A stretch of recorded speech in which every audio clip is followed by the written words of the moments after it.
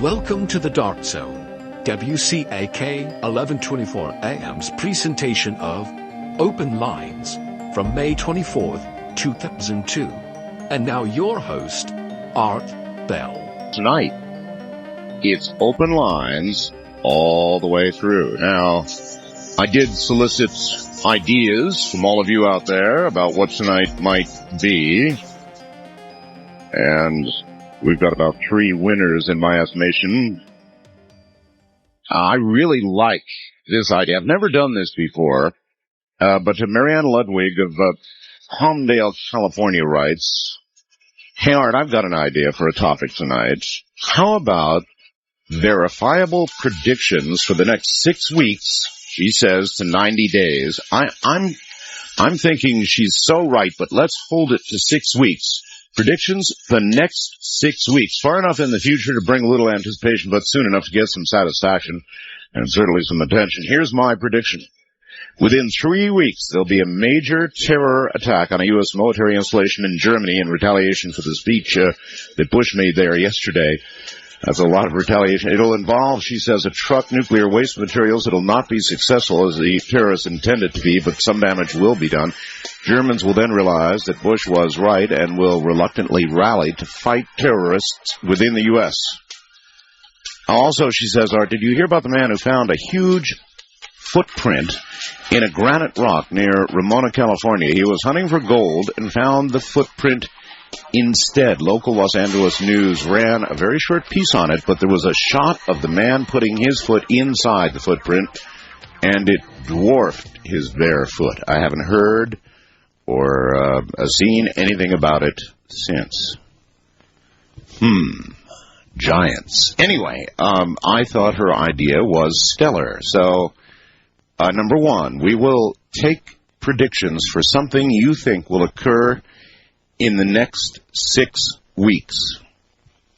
And if I will record your prediction and assign it a number. Now, I don't know how you reach into your inner self, you know more about that than I do, to try and discern something in the very near term.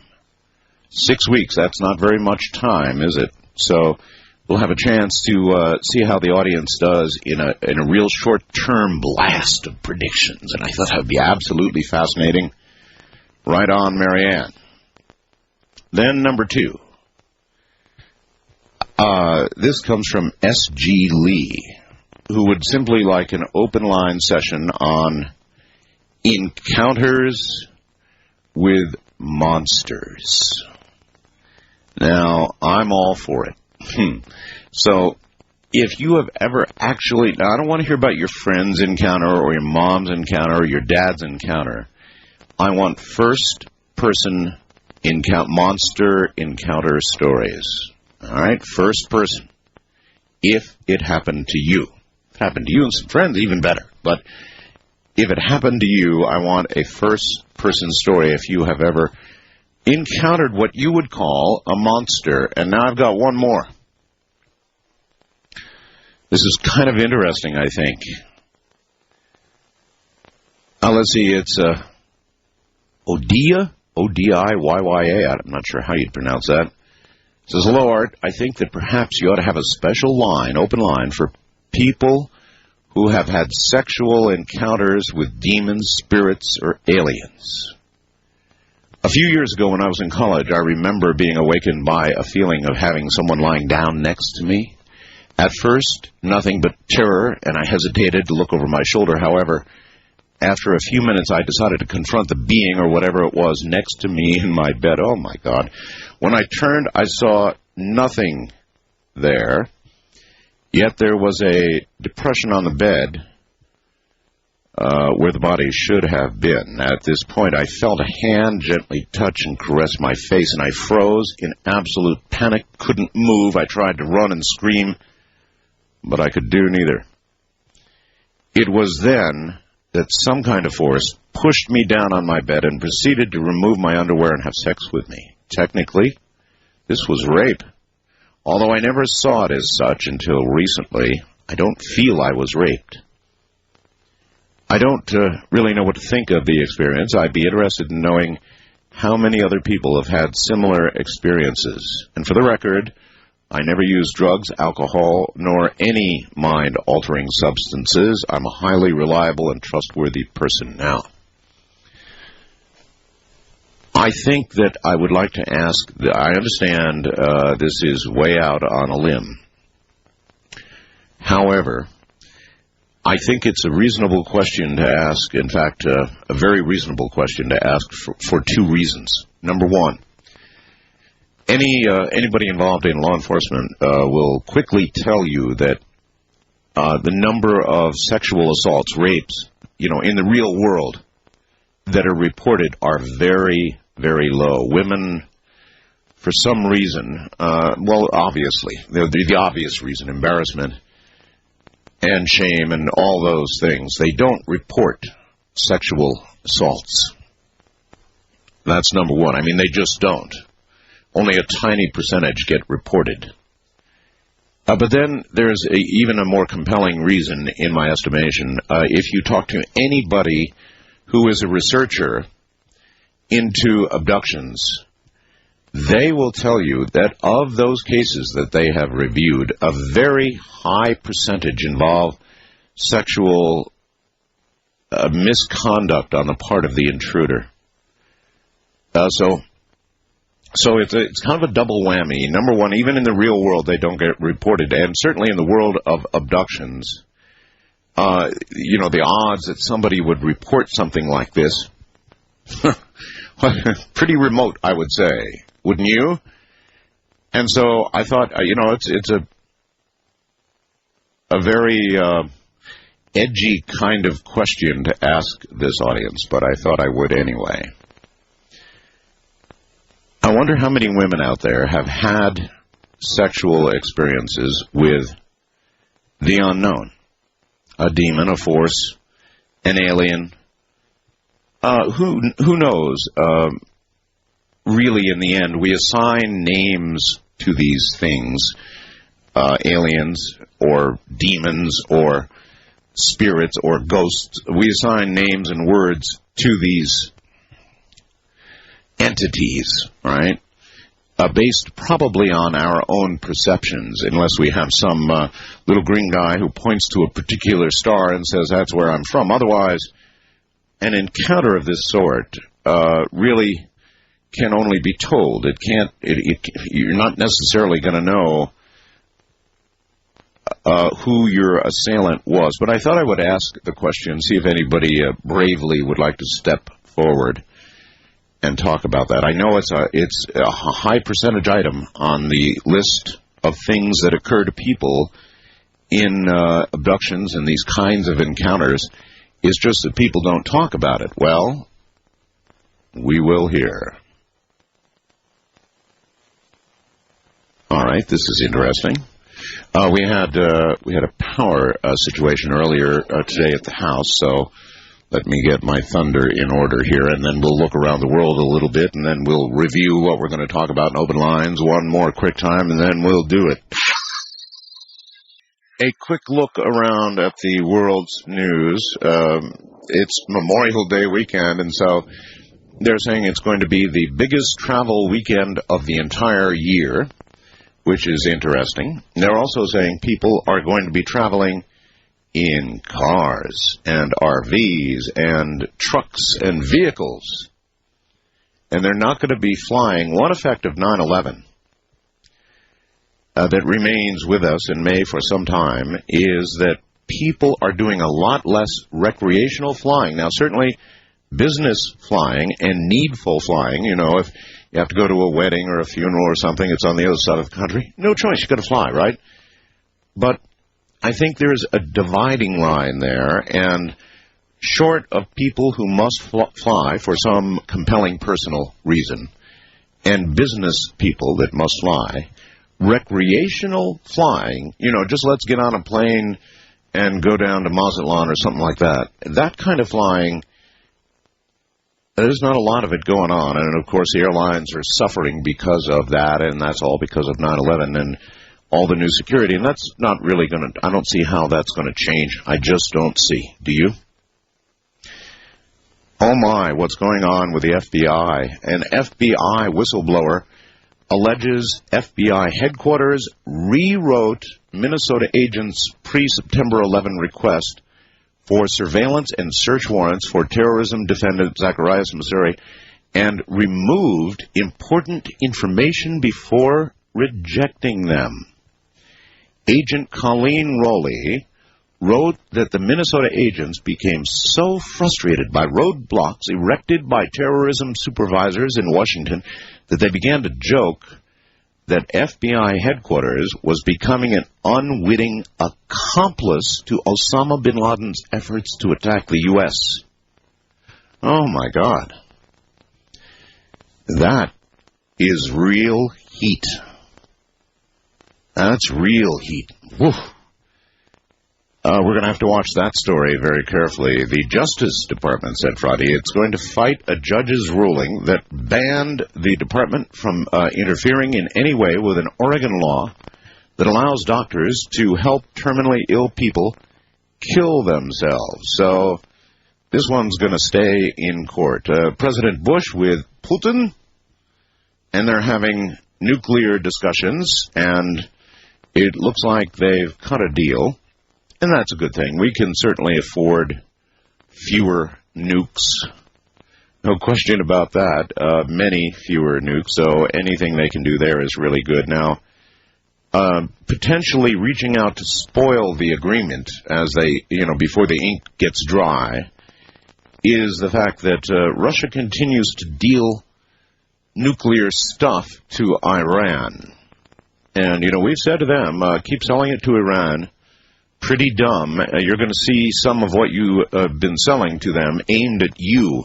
There are ongoing discussions about what's going to happen if the U.S. is attacked again by some a weapon of mass terror, biological, chemical, nuclear, whatever. I'm sure there's some very quiet conversations going on between the two, and I'll bet you President Bush is telling Putin, look, you and your country had better be prepared for the possibility of the use of tactical nuclear weapons. And we had better come to some sort of understanding that it doesn't turn into World War III if this should occur. And I bet a large amount of money that conversation is going on. Well, now here's one for you. This morning on Paul Harvey, May 24th's broadcast, Paul Harvey was, I think, the first to report a story now flashing around the world. Apparently, Scotland Yard was truly confounded this morning. Outside the Paradise Bar in South London, a bouncer was found stabbed to death, lying in a pool of blood. Scotland Yard swabbed the blood and extracted DNA from it, and the DNA was not human. Maybe the blood is animal blood, which is the, it's what they're going to look at right now. I guess they're going to have to send it off. The Yard's lab is not equipped to analyze such thing. Blood samples are being sent to the veterinary genetics lab at the University of California. But let's think about this for a second. A bouncer, probably a big guy, is lying dead in a pool, stabbed to death in a pool of his own blood, but the blood is not human.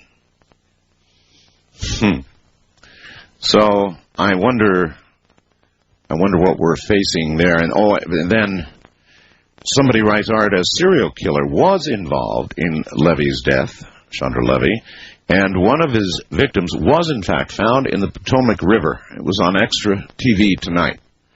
Well, I don't know about that. Now, the prediction was specifically to Chandra Levy's body, right? However, I would not say that Ed Dames has missed anything yet, because even the police chief of Washington, D.C., was dumbfounded that they had not found the body earlier, and he said, look, one of the reasons is because it might not have been there. So I'd still keep this in a really open box. And then I got so many of these, Art. crazy even for here. It's noon today and snowing in Denver, 30 degrees. Somebody else in Colorado says burning. Art, we agree. The sun feels different. Now, this was from last night. I've always spent a lot of time in the sun. I have dark skin and tan darkly. I've never had much problem with sunburns. We live in Colorado, and the atmosphere is thin, of course. But the other day, I was running my dog, and I tell you, the sun felt like it was searing my skin. I know it's not my imagination. I also constantly have this feeling that things are becoming sterile. I don't know how to explain it. My customers have often said the sun just feels more intense. Or this. Art, I thought I was losing my mind or succumbing to paranoia until I heard you last night talking about the strangeness of the sun. For about a year, I've had the feeling that the sun, even here in the middle of Manhattan, feels odd, too big, too white, too hot, and frankly, in the wrong place. I don't know any other way to describe it. Even sunglasses do not offer enough protection on many days now. I found myself shielding my eyes, crossing the street to get into the shade. The sun literally seems to be too low in the sky. There are days when one can hardly see if one is walking into the sun, so to speak. Fascinated and just a little bit disturbed. And then this, Art, I'm a painter of watercolors. The light and the quality of the light are what I notice. It's what painters key into: light, shadow. I, too, have noticed the sun is more white and less yellow. The light striking the skin is more penetrating. Sometimes it feels just like needles. I've also noticed the sun penetrates and heats up my mattress, even though the outside ambient temperature is not that high. I've been wondering for a while and what's going on, and I just can't help remembering what Ed Dames said about the sun. And I thought right on and on and on and on. It just goes, here's another one. I'm a photographer and extremely aware of light variations. Thank you for bringing up the changing light of the sun and for all the good work you do. You're very welcome. So, a landslide of emails, people agreeing that the nature, the color, the feel, the intensity of the sun is changing. All right. We'll break here at the bottom of the hour, and I'll briefly touch on what we're going to talk about tonight.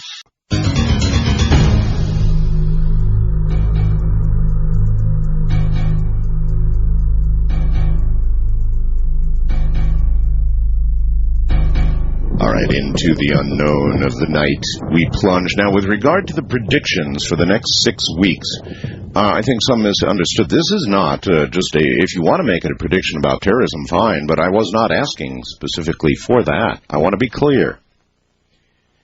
If you want to stick your psychic neck out and make a prediction about any large event that's going to occur, this is on everybody's mind, right? But it doesn't have to be about that specifically at all. Any big event. As something you think will come true in the next 6 weeks, then I'll record it and we'll find out short term how good you all are. Now, don't just throw something into the wind. In other words, if you have a strong psychic sense that this event is going to occur, then pick up the telephone line. Don't just call to hear your voice on the air. We really want to get some predictions down that have a really good chance of coming true, and the best way to do that is to ask you not to be frivolous, not to frivolously make any prediction, but to think it through and to somehow, with some sort of knowing, that's what it's all about, right, recite your prediction. So there you are. With that in mind, here's where we begin. First time caller line, you are on the air. Good morning, Art. Good morning, sir. Hi. Geez, what a night. Anyway, I was going to tell you that it's Bob from L.A., but in here in Encino, you remember the vice president was stating that first of all, let me start out that everybody was screaming at Bush stating that he dropped the ball, so now they're telling us everything, so. And what the vice president President stated is that we may have some attacks on America and here and there, and he said apartment buildings blowing up. Yes. Well, right after he said that, today here, we're in my neighborhood, here in L.A. in the Valley, and one blew up. A gigantic explosion, and they're suggesting that it perhaps was a natural gas explosion. Yeah, not at all. You know, that's like saying, sir, that when something falls from our atmosphere, it is a meteorite. They don't have the slightest damn idea at this point. Right. I have a ham radio. I'm a ham radio operator, and I listen to all their frequencies. I listen to the fire department, okay? And what's sort of funny is James Hahn was there, okay? Our mayor. Well, what's he doing at a fire, okay? And it's funny. He's telling the media, oh, it's a gas leak, and then they're talking to the fire chief, and they're going, we don't know what it is. Yeah. How does he know it's a fire leak? And they don't know it is, and the FBI is there, and they're telling, they don't know yet. They don't know. And it could be terrorism. Who the hell knows at this point? Right. You know what's happening right now is that it's really crazy. I've been watching. It may sound odd, but I know where a few people from the Palestinian nation are, where they hang out here in the valley. Yeah. I've been watching these people and following them really close, standing next to them. And what he said about all these terrorist attacks, like people blowing up malls and stuff like that, it's giving these people ideas. And I think these people, I've watched a few of them, and it may sound crazy. These people, I've been hired by private investigative agencies for workman's comp work and stuff, so I'm really good at being invisible, like when your shows were. And I stand right behind these people. I follow them around to libraries or wherever they go. And one person I'm really scared that may be going to do something. It's a female. Well, then listen, sir, if you really believe that, then you need to go to the FBI right away. Yeah, but you know what? It's really crazy. These people, the ones that I've been watching, they're not crazy. They're actually depressed. I've seen some of these people actually talking, and they're like crying. I don't know what's wrong with these people. There's something missing out of this puzzle, because these people. Well, I do, sir. Listen, what it is that if you were a Palestinian, if you were of Arab extraction in America right now, you wouldn't be having much of an easy time of it, would you? I mean, you really wouldn't have an easy time of it at all. You'd be watched. People would stare at you. Everybody would be uneasy around you. And everybody has got to remember that most of the people of these various, of Arab extraction specifically, are fine people and do not wish us dead. You've got to delineate between the average population of the Arab world and the fanatics. And I'm not suggesting they are few in number. There are many fanatics who want us dead, D-E-A-D, dead. And so to delineate between the two is impossible for some people, and so a lot of very innocent people are suffering here in America. So if you're wondering what's wrong with them, you don't have to wonder very long. That's it. Wildcard line, you're on the air. Hello. Hi, is that me? That would be you. Yay, this is so cool. I've been listening to you forever. I have a monster story. Oh, you do? Where are you? Yeah. I'm actually at a rest stop in Arkansas. My husband and I drive truck, and I'm the night driver. That must be kind of cool. Two of you getting to... I love it. Yeah, that's kind of neat. Anyway, go ahead. Yeah, so I'm sitting under the moon right here, which I'm thinking it's just like the same night that I'm talking about. This is about 9 years ago. California. I like to walk around in the woods a lot by myself, and I was playing a little flute, and I was singing along, and I'm out there for a couple hours a night. I exercise. And I sat on a ridge, and it's kind of a horseshoe ridge. I'm on the highest part of the ridge. And across the ridge, I'm just sitting there looking. Well, I'm sorry, back up just slightly. I look about halfway around this horseshoe, and there's someone coming up over the ridge. So I'm thinking, oh, it's somebody that I know. You saw them, or you heard them, or what? I see a flashlight coming up over the ridge. Gotcha. So I think it must be someone I know. So I'm getting up from where I'm sitting, and something in me told me flatten. So I sat back down on the ground as fast as I could, and I looked across the ridge. Now, that's a really ancient sense that we have.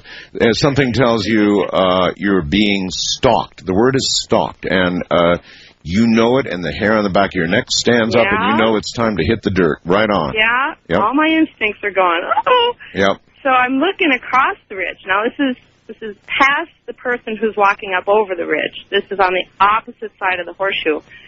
I look over into the trees, and it's a bunch of California scrub oak, and those are really reflective on the moonlight. I'm sitting kind of above them. And I see this shadow, darkness, come up out of the trees. And it's such a soft movement that I'm not even thinking anything, right? I'm just watching this, and what I'm seeing is wings, and this thing must have been easily 10 feet tall. It was huge. The wings were almost as long as his body was on this thing. Sounds like Mothman. Well, yeah. At first I thought it was a demon, and then I heard you guys talking about shadow people, so I thought it was that, and then I heard Mothman. Excuse me, have you seen the photograph on my website? No, I haven't. Okay, it's a 9/11 photograph. Okay. And it shows this. It's a pterodactyl that is near a building, and it's absolutely monstrous. It occurs and was photographed during the 9/11 event, and it looks exactly like what you're talking about. Oh, so creepy. So I'm watching this thing, and it goes. The movement is so soft. It's not using its wings to fly. It's almost like they're being used to direct it. Yes. And it slowly lifts up in the air, like I said, comes back down, and it does this twice before it gets to the person. Again, this person is about halfway between me and this thing. Yes. And as it lands next to the person with the flashlight, who has been aiming its beam on the ground, the beam of the flashlight, suddenly the flashlight comes up, and this person is whipping around.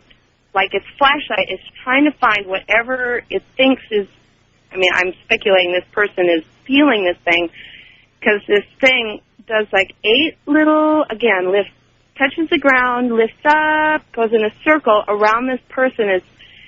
I'm watching it tease this person, and this person is whirling in a circle, trying to see whatever it is. So you're watching an attack.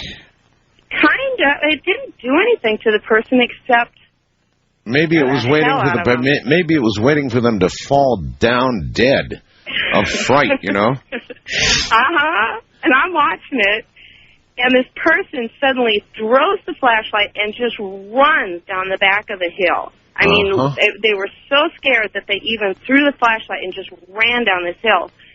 Well, I'm thinking, okay, and it slowly lifts off the ground as the person leaves, and it's aiming towards me. Oh, my God. All I can think is I shut my eyes, and I just kept saying, I am a blade of grass. I am invisible. I am a blade of grass. I am invisible. And it made about the first touchdown about halfway to me, and I'm squeaking my eyes open every once in a while, and I just started thinking of the music that I had been playing earlier. I was having a really good time and just thinking positive thoughts. I am invisible. I am a blade of grass. Everything's happy. And it turned about halfway. It was in the air, and it just kind of floated back to where it originally started. Lucky girl. And I just ran down the hill as fast as the other guy did. That sounds like Mothman. It sounds like Mothman. Now, yeah. We'll let the audience digest this one and see what they think, but sounds to me like you're lucky to be alive. I was wondering, after I heard the Mothman show, the one thing I was really glad of. At first I thought, after it happened and it was all done, I thought, oh, the energy coming off of it was so sad. It was so old. It was so, it was like if you met somebody like feeling those things, you would go over and put an arm around them. Oh. But then I heard you show on the Mothman and the red eyes and how people get paralyzed. That's right. That's right. And after I heard that show, I was so glad that I just shut my eyes and did not wait for it to come to me. Yeah, there's actually 2 things that occur. Thank you for the call. Oh, thank you. The first is there is a mortal moment. And hunters will tell you, because they know, there's an instant, or sometimes more than an instant, that we share this with animals to some degree now. In human beings, it's largely blotted out by contemporary environment and experience and all the rest of it, but it is not gone. It's in us as much as it's in animals. The animals just pay attention to it. We don't. There's this mortal moment when you know, even though you may not know what it is that's about, a predator is after you and you can feel it. And it may occur an instant before death or a minute before death. Animals know it when a hunter's got a bead on them.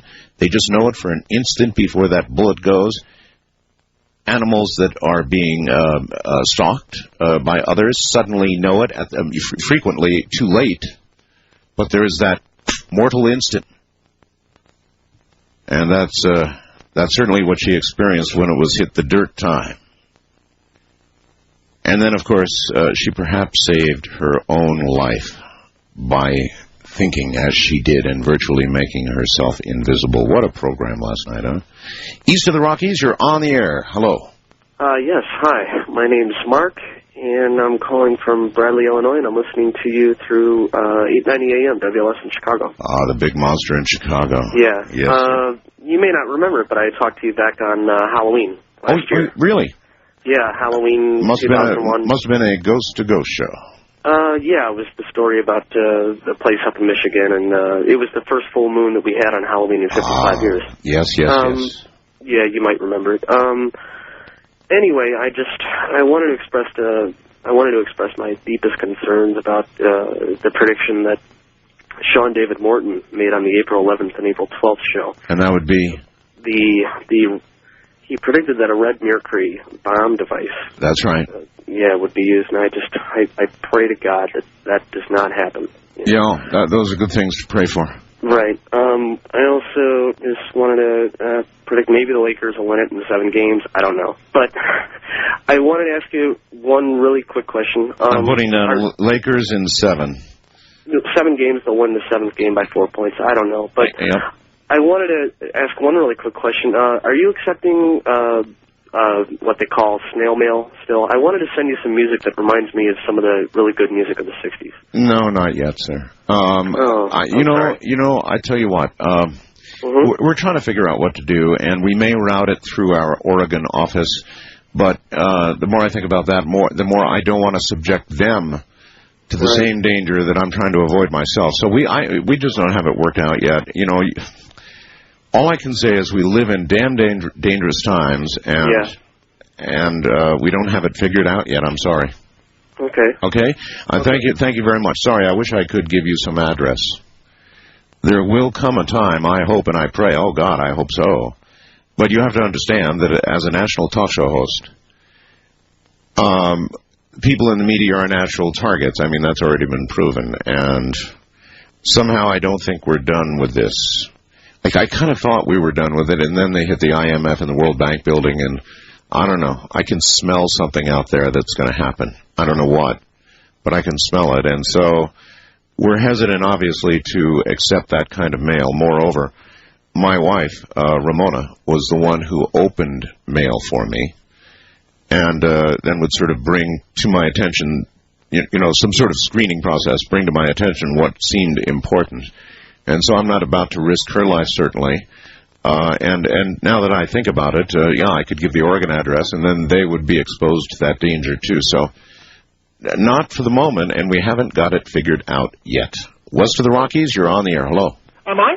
You're on. Okay. I'm Matt, calling from Auberry, California. Okay. You're Fresno. You're on KMJ in Fresno. Indeed, we are. Okay. I want to make a quick prediction, then I want to ask you a question. All right. Sarah Fisher will win the Indy 500. Sarah Fisher. She's qualified in row 3, the 9th position. Okay, wins Indy. Got it. You're number 2, by the way. Okay. All right. I referred you a while back to a book about UFOs going into and out of the water called Invisible Residents. Oh, yes. By the late Ivan T. Sanderson. Have you been able to find it? No. Okay, if you can't physically get to a used bookstore, although Vegas should have its share, try Amazon.com. They have a used book searcher. You just type in the title, and they should be able to find it for you. And when you get it, you will find some very interesting things. All right. Well, I'll tell you a story. I had an incredible caller. It was during some open line session weeks ago. I am so ashamed to say, I have so much paperwork here. And this man told a story about being in the military and recovering a craft from the ocean floor. And it was an incredibly credible, fascinating, riveting story. And I put the man on hold and took his contact number, and I turned this place upside down looking for it. I lost the damn thing. I wanted to call the man back, and so if you're out there, please get in touch with me again and give me a phone number again. I am so sorry. It somehow got caught in the blizzard of paperwork around here, and no doubt you made it to the trash. I mean, I went outside and I looked in trash cans. I did everything I could, and that thing just flat disappeared. But I had his number. He had given me his name and number, and I was going to follow up and do a whole show with this guy. It was an unbelievable story about what he recovered at the bottom of the sea. And I go and lose the number. Unblinking believable. So if you're out there, send me that number again, sir, and we'll get you on the air. Undersea stuff? Oh, yes, we've heard about it here. Friday night, Saturday morning. We're asking anybody out there if they've been sexually attacked by an entity. And I know that one's way over the edge there, but I'm going to ask it anyway because I know sexual encounters, even in the real world, are not reported for the most part. And of the sort we're talking about, probably almost never reported. We're asking anybody who's had an actual first person, just like that young lady in the last hour, a first person experience with a monster, to call. And monster covers a lot of territory, doesn't it? And then finally, we're taking predictions for the next 6 weeks only. Something you think is going to occur very quickly. Some large event. Doesn't have to be connected to terrorism. I know that's on everybody's mind. How could it not be? But it doesn't have to involve that at all. This could be a prediction involving anything at all. And so when you call, I will give it a number, and within 6 weeks we'll know how y'all fared. So far, very innocuous stuff. Lakers, he says, in 7. Sarah Fisher wins the Indy. You know, not much. It may be to be a nice, quiet 6 weeks, but then again, we haven't taken that many calls yet, have we?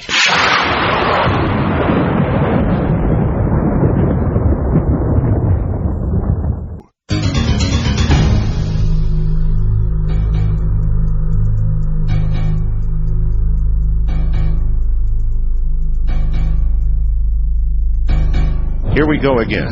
Open lines all the way. Wild, make that first-time caller line. You're on the air. Hello.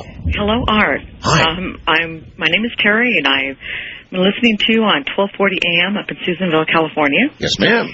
Anyway, I've tried for several months to get through to you, and I know I've just recently emailed you, and I haven't heard back from you yet, but I'm the educated 40-year-old mother of 2. Yes. I've had some terrifying experiences, memories that I choose. I just can't believe I've gotten through. Well, you have. So just sort of take a deep breath and tell me what you mean. I will. Because I believe in you, and I don't know who else to turn to. I have 2 things. One is I was introduced to a nurse in Reno, and I spoke to her one evening, and she told me of a doctor that could help me, that could possibly help me. And she spoke to him that evening. And I remember this, that he did not want to speak to me over the phone, that he wanted me to call the following morning at his office. What are we talking about here? First was, okay, I'm sorry. The first one would be of someone who's worked for the government for over 10 years at Area 51. You know somebody? Wait till I finish the story, Art. You're not going to believe what's happened to me. I'm trying to get the story. I realize. You know somebody who works at Area 51? Well, I don't know him very well. I am trying to hide at this point. Why? And keep a low profile because Why? I've had mental health, and the police at my door, they were wanting to take me away. Why? Because of my experiences. What experience? Hold it. Slow down. What experiences? The video footage that I have and the memories that I have. What I've seen. Hold it. Slow down. Okay. What video footage? I have video footage of someone being brought back through a closed window, and they were not in solid form. And I need to get this to you I need an address as well before we hang up. I need an address. No, we do not. We're not accepting mail like that. Here's what you've got to do. Oh. You listen to me very carefully, all right? Find a friend who owns a computer. Oh, yes. That shouldn't be real hard. No. And most anybody who's even a good quarter of a geek, let's say, knows how to turn video into a video file very quickly. All right. And they can be sent to me that way at my email address, which is artbell@mindspring.com. Yes. Okay? That one I know. Okay, right. No, that's what I will do then. I didn't realize. That's the way you can do it. Okay, I didn't realize that. I thought I could just send it in the mail. All right, now you've had UFO experiences as well. Oh, yes. Some of the video footage that I have, well, it's exciting, and you'll truly want to see it. And okay. So anyway, but some of the encounters and some of the memories I've had of being taken,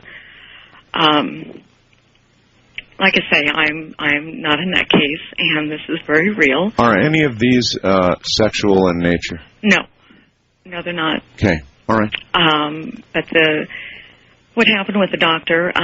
He told her that he did not want to speak to me on the phone. That he wanted you to come. Yeah. So anyway, and knowing that he worked for Area 51 for over 10 years, I knew not to call him Art. I knew it. Then why'd you call him? Because it was a moment in my life that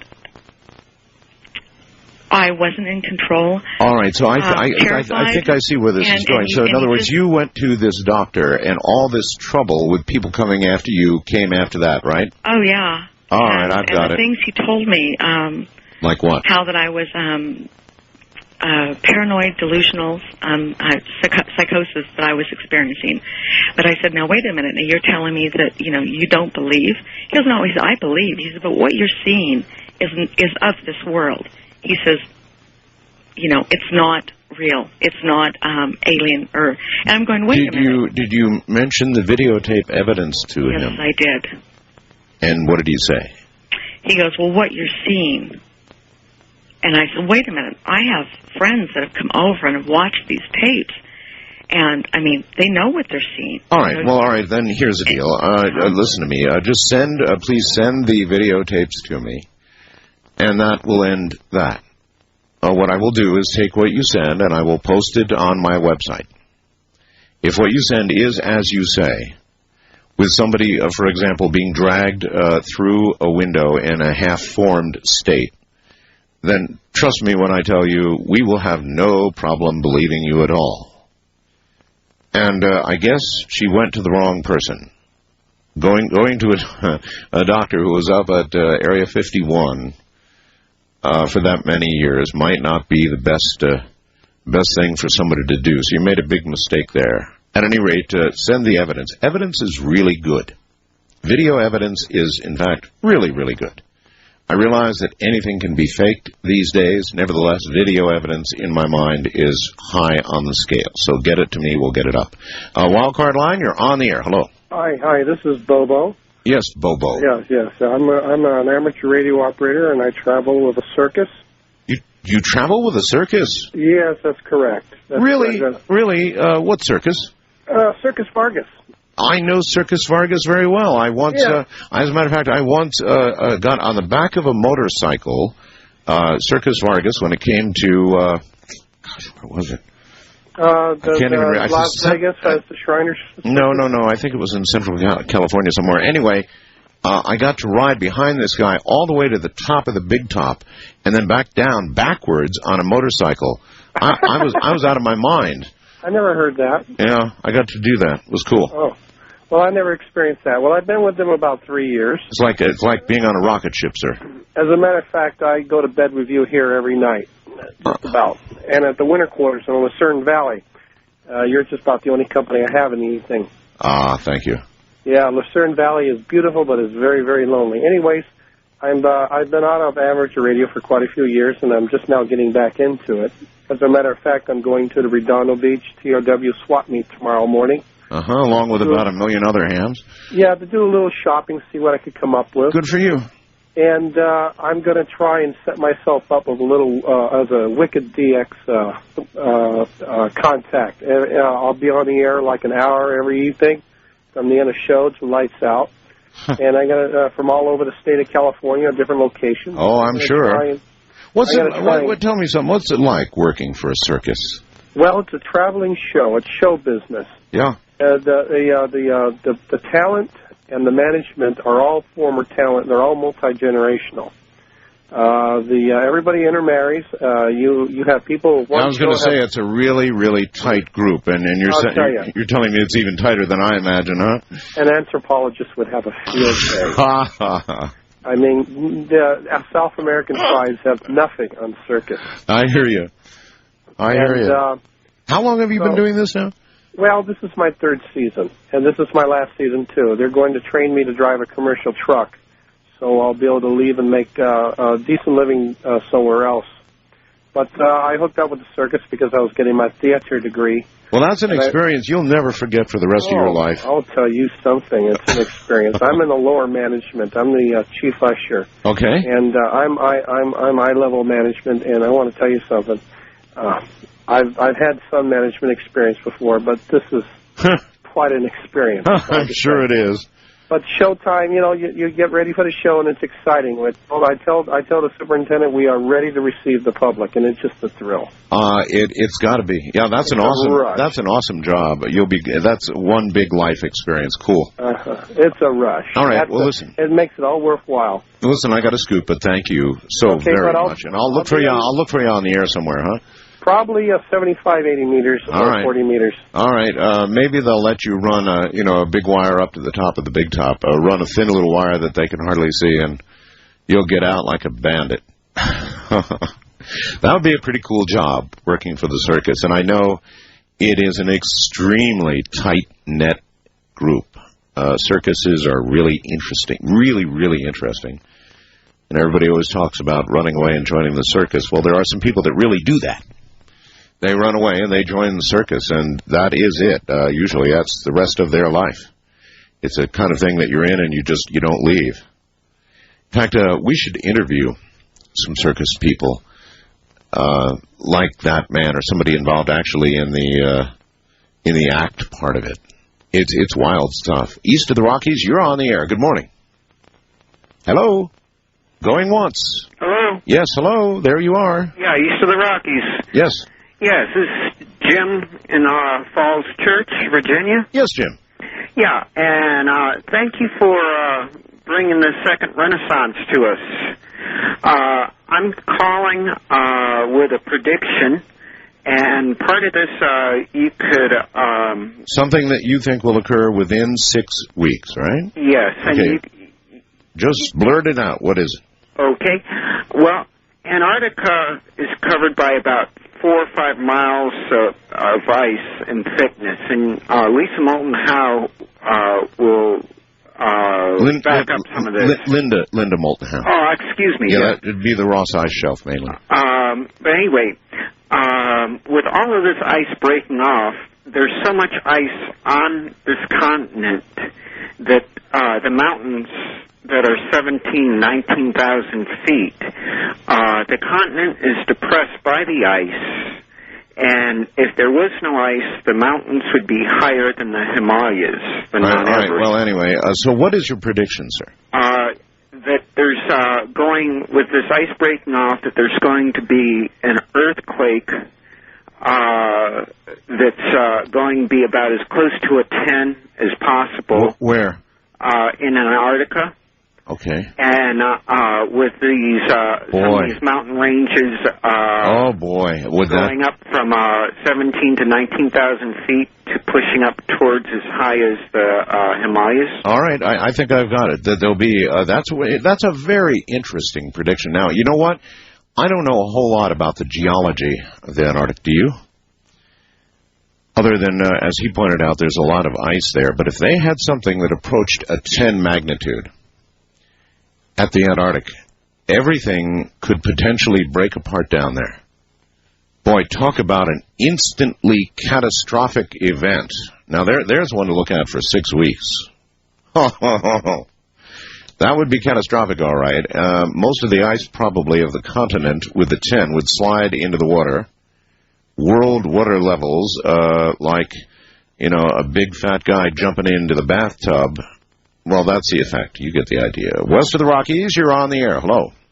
Hello. Hi. Oh, it's me. It's you. Yes. Where are you? I'm in Portland, Oregon. Portland. Okay. Yeah, I'm not going to give my name. That's fine. You don't mind? No, I don't mind. This one has to rape.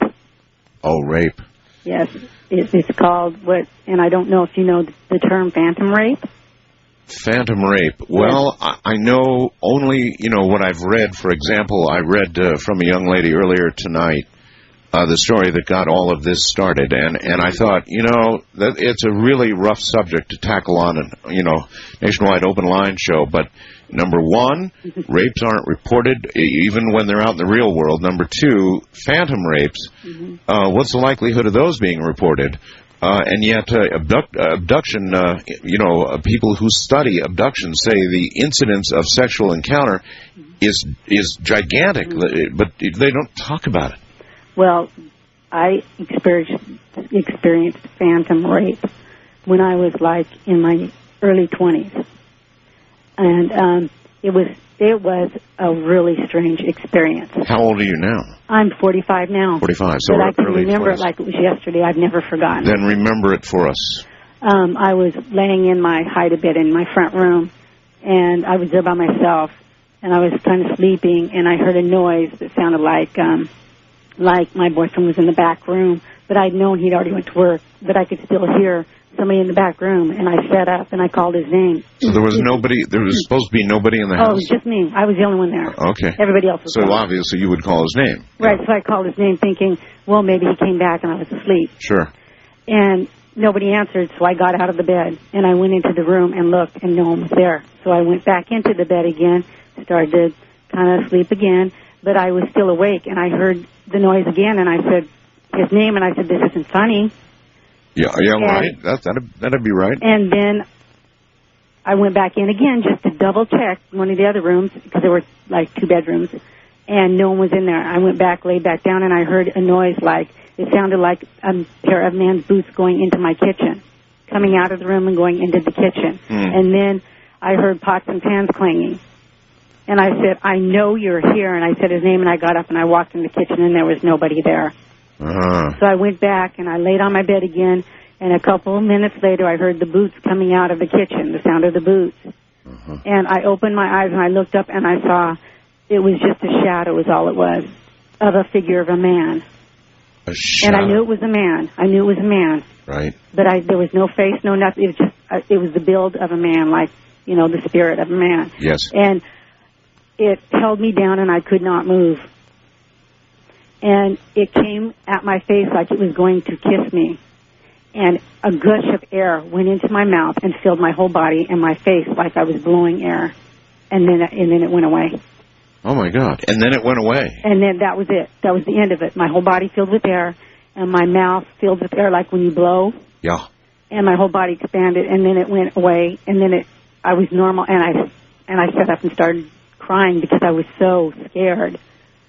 And I called my boyfriend and told him what had happened. What did he say? He thought I was asleep. I was making it up. He said, oh, you're just imagining things.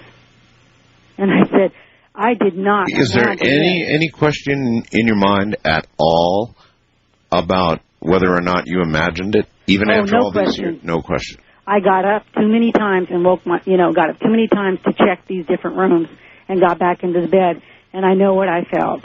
I cannot I know tell something you. held me there, and I know that air filled my body, and I have never forgotten that to this day, and I've told maybe 2 or 3 people about it, and that's it. Well, I sure appreciate your telling us. Thank you. You're welcome.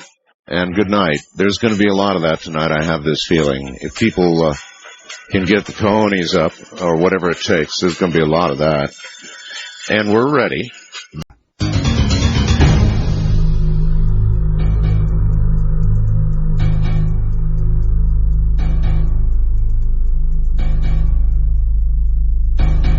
All right, let's rock back into the night, shall we? First time caller line, you're on the air. Good morning. Good morning. Yes, sir. Well, I have a prediction for you. Do you now? Something that will occur within the next 6 weeks? Yes. All right. I'm going to assign a number to it, which is number 4. What's your prediction? That bulge on the west side of Mount Rainier is going to go. Oh, my. Really? kiss Seattle goodbye. That would be a real problem. And there is a bulge there, isn't there? Yes, and they've had the glacier up on the mountain. I wonder how much actual warning they would get, if any. Well, twice in the past 8 months, they've been under 90-day warning. Really? That she could go anytime in the next 90 days. God, living near something like that would be freaky, wouldn't it? I used to live in Tacoma. You did then, so you know. Yeah, that would be... it's the closest thing on Earth to a nuclear detonation that we have without having one. Well, see, actually, it's probably more powerful even. But the way the jet stream comes across there, it'll pull the ash across the United States. It certainly will. Well, actually, it might be second time around. Yeah, the jet stream certainly would grab it. It might keep it up there, and then we might get dumped on as it comes back around. But it's... A lot of times, and we might not even be safe from that, because a lot of times the jet stream, especially in late years, has been taking this real weird twist where it goes right over Seattle and then curves around right back out into the Pacific and then almost right over our heads here in southern Nevada. It does some really weird stuff. Yeah, see, I'm in northern Texas, so... Oh, I see. So it comes straight across us, too. Yeah. All right, sir, well... That's a hell of a prediction. I do have a question for you, though. Yes? I can't remember if it was your site or not that I was reading about the electromagnetic pulse bombs. Yes. What happens if one of those is set off close to a nuclear plant and takes out all of the controls for the nuclear plant? Well, all right. Here's what I think is the answer to that. Number one, I would imagine, I would hope, I would pray that nuclear plants would be hardened to at least to some degree against that sort of thing. By nature of the protections they have anyway, I would hope that they would have some protection. But truly answering your question, sir, I don't have the slightest idea. It may be they'd freeze, and all the controls, the electronic controls would freeze, and with the obvious ensuing problems. We're going to have a guest next week on nuclear power, nuclear waste in the age of terrorism. And now, things have changed, and nuclear power, its place in our society, I think, is not what it was, and it's really a shame in a lot of ways, because it's a pretty good source of power as they go. That being said, there are a lot of attendant problems like, Yucca Mountain right near me. And then, of course, even more than that, the transportation of it to Yucca Mountain, the amount of waste we have and all the rest of that. But ultimately, nuclear power would have been one answer for a very needful society with regard to energy. But my God, since the terrorism has happened, I don't know, it doesn't make the nuke plants look so good anymore. They're just natural targets. Wildcard line, you're on the air. Hello. Hello. How are you doing tonight? I'm doing okay, sir. Where are you? I'm in Mendocino County, California. Okay. I just wanted to make a comment about these people who have been astrally molested or... again, sir, some people use the word ghost, some say entity, some say evil entity, some say alien. Yeah. These are just our perceptions. It's something. Well, my comment is I had an out-of-body experience about 4 years ago in Amarillo, Texas, while traveling. Uh-huh. And I was just, that experience was so real to me that I decided to read all the literature I could find on the astral projection and out-of-body experiences. There's a lot. Yeah, there's a lot out there for sure. And one book that I read, I think it was Journeys Out of the Body. I forget. It's a really popular one. I forget the author's name. Yes, doesn't matter. He explained how he did an experiment while he was out of his body, and he went and spied on one of his friends and pinched her. And the next day, while he did that, she actually jumped, and the next day he went to her and told her that he did that, and she lifted up her shirt and had a bruise where that had happened. Well, okay, I see exactly, of course, where you're going. Now, we know that the world is full of all kinds of different people, and if astral projection is real, which I believe it to be, I've interviewed many people on the subject, then some of the people out there might take sexual advantage of others in that condition, let's face it. And so that could be one of the things we're talking about here. Yes, that was my comment. I was going to say people could consciously be doing this thing because they have the ability to leave their physical bodies and do such things. So, yeah, that's basically my comment. Well, basically, sir, your comment is right dead on the money. Thank you very much. Thank you. I really appreciate that, and I think you're dead right. It's something that so many researchers are afraid to talk about. I mean it. They're afraid to talk about it. They're afraid to talk about the darker side of anything. So many guests that I have on are in kind of a, maybe they feel they have to be, you know, but a touchy-feely kind of new-agey world where all is bright and good and happiness. And the powers that we discuss on this program, and there are many powers we have discussed, many abilities and powers are, according to many of my guests, never used for anything dark. Well, I don't buy that. I've never bought that.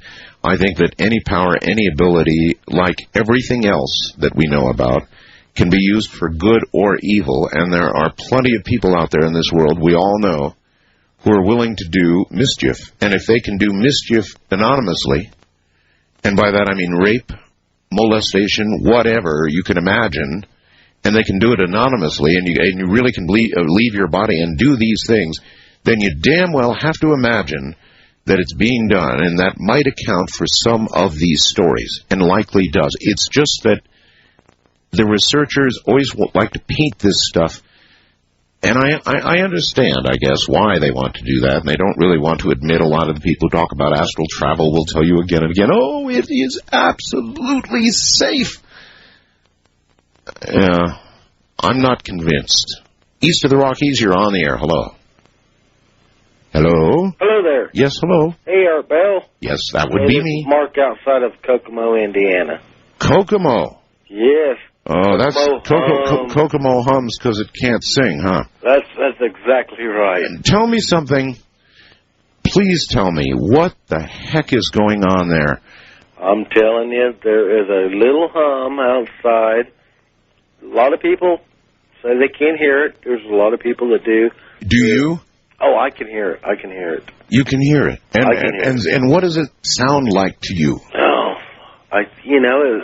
that's hard to kind of put into words. It's just okay. A news story the other day said a lot of people were likening the sound to an idling diesel engine. You know, like on a big rig. Right. That's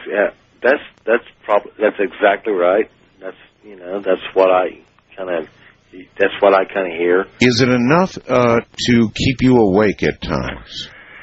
It don't keep me awake, but I've had neighbors and stuff down the road from me. They've moved out of town. Well, abandoned their houses. Yep, the effects of low frequencies on the human psyche and brain are pretty well documented, and you get dizzy, you get nausea, it disrupts you.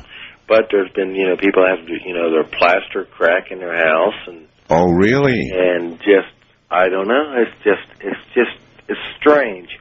Well, I understand that is it the Kokomo City Council or government there in Kokomo is allocating $100,000 to try to find out what. You know what? I thought, well, if I can go find it for them, maybe they'll give me that $100,000. But there's people that can't hear it, but then there's lots of people that can. Well, let me ask you this, sir. What do you imagine in your wildest dreams that it is?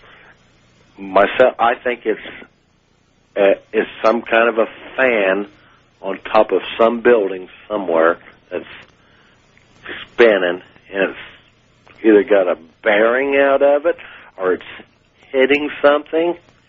It's probably on one of the top of the industrial plants, but so you're suggesting the vibration is transmitted through the building into the earth. It's something like that. But you can go out. If I go 30 miles outside town, you cannot hear it. I don't know if geology would find that a sound theory or not.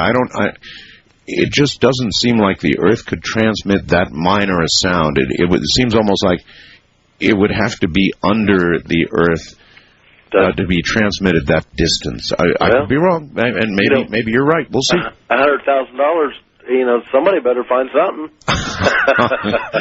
That's a good point. I guess politicians have their necks out a little bit on this because, as you point out, for $100,000 they better find something, or they're going to get laughed at. Well, if I find something new or something, I'll fax you or email you. All right, please keep us informed. A call from Kokomo, where this hum is going on. It's pretty weird, and it's to the point where people are moving away. And so, when that begins to occur, obviously you get the attention of politicians who want to know what the hell's going on. It just, I take his idea, but it just doesn't seem geologically sound to imagine something would resonate through a building, then down into the earth and be radiated that far. You never know. Stranger things. West of the Rockies, you're on the air. Good morning. Oh, hi, Art. Hi. Wow, it's great to talk to you. It's been years. Years, huh? I've been trying to get through for... That's too long between calls. For years. Anyway, I just haven't had any good luck. I have a great story. I think it's a monster. It was a monster to me at the time, that's for sure. Where are you, huh? I'm in Eagle Point, Oregon. Okay. And what happened to you and when? Judy. This was some years ago. My daughter's grown now. She's 31, and she was a little girl, about 6 or 7 then. Mm-hmm. We lived in Central California, and it was a hot summer afternoon. She was in her room napping right next to my room, and I had a friend over, and we were in my room with the shades drawn with a cold drink, probably a soft drink. Right. There was no substance abuse involved. There was nothing going on that was strange. We were just kicking back and trying to stay cool. And we were having conversation. And it wasn't about anything related to what happened next. We were wide awake. This is so crazy. I have never heard a story like this on your show, and I listen every night religiously, really. All right. Okay. But it's true. We were talking. I had my back towards the side of my bed. We were sitting on my bed.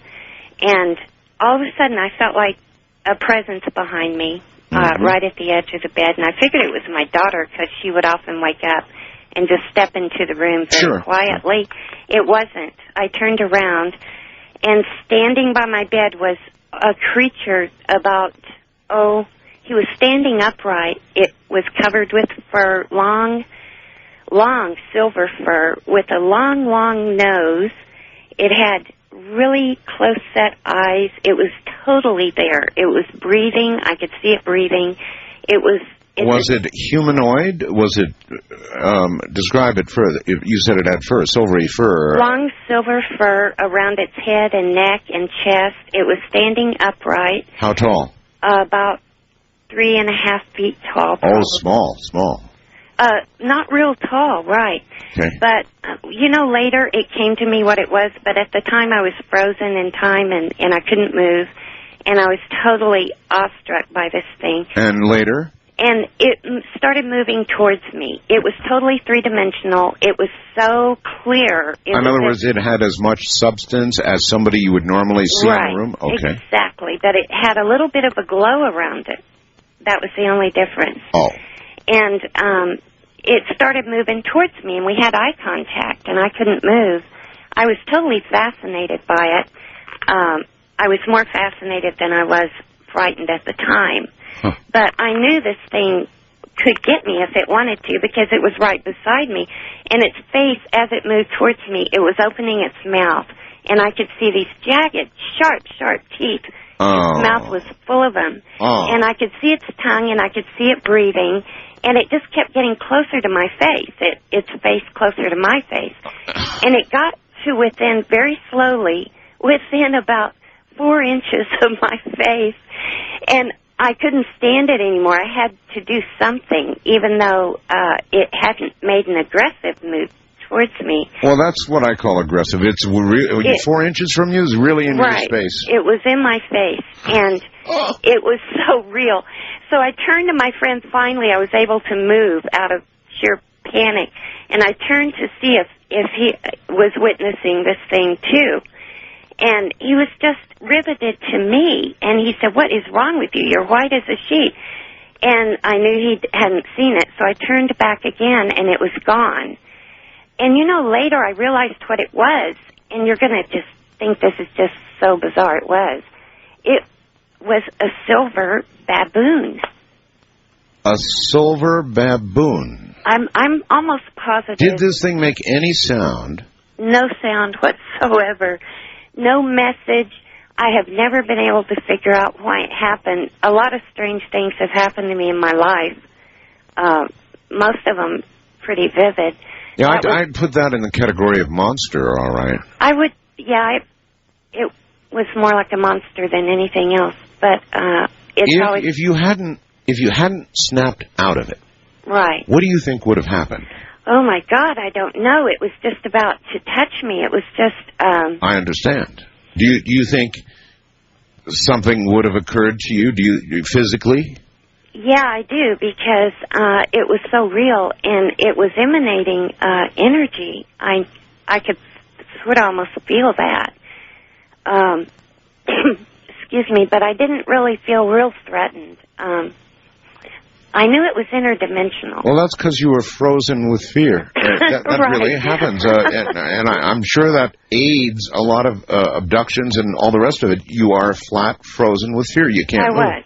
Uh-huh. I really was. But it's absolutely true, and I've never heard a baboon story before. Nor have I. I don't understand it at all. Excepting those strange creatures that they appear to be seeing near the Florida Everglades and in parts of Florida, even some outside the Everglades. Okay. They're sort of a kind of an almost Bigfoot type creature, but not silvery the way you just talked about. Yeah, this was exactly, when I thought back, I realized it looked exactly like a silver baboon. Now, this is interesting.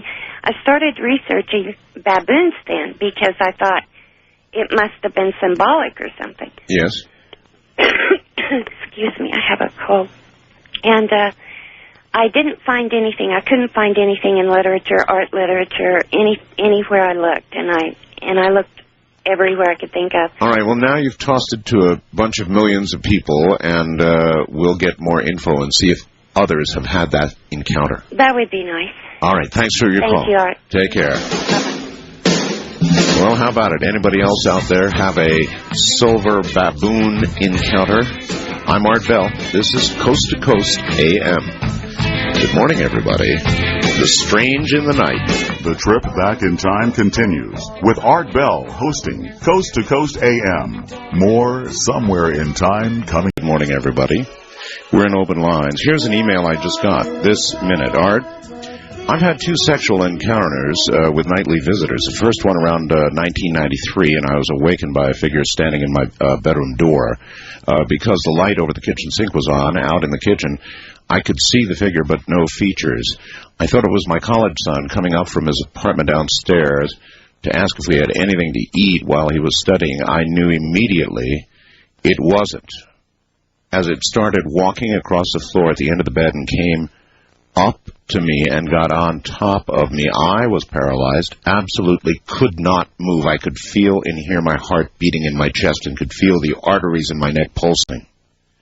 I could hear my husband sleeping beside me and couldn't figure out why he didn't wake up. I tried to yell at him to wake him up to help me, but I couldn't speak, just when I thought I was going to have a heart attack because I was yelling at this being telepathically that I was going to have a heart attack. He just vanished. As soon as he vanished, I sat straight up.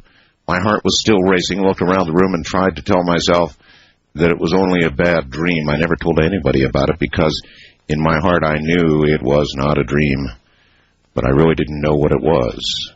Then about 4 years later, I had started sleeping in a guest bedroom because my husband was very ill and I rested better there at about 2 o'clock in the morning.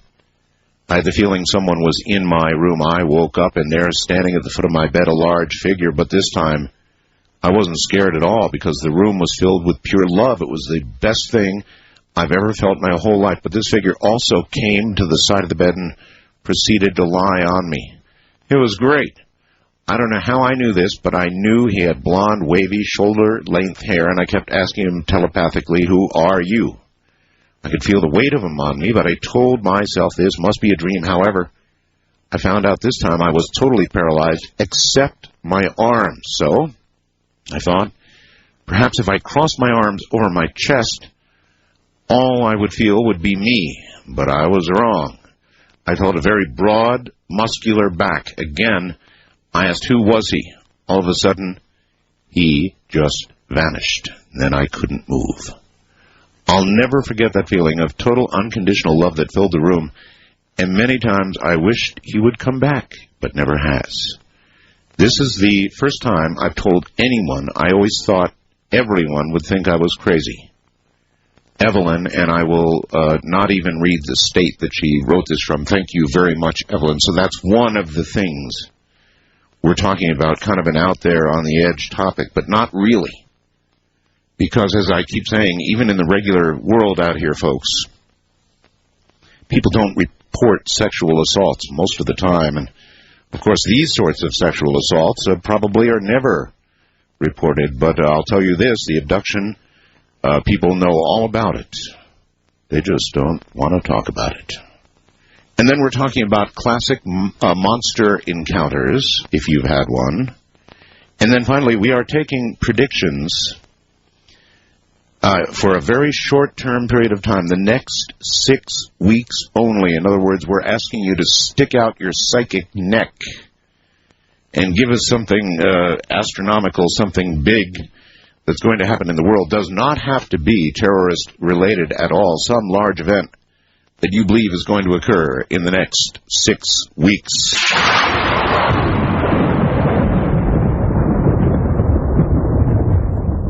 You're listening to Art Bell, Somewhere in Time. Tonight featuring Coast to Coast AM from May 24th, 2002.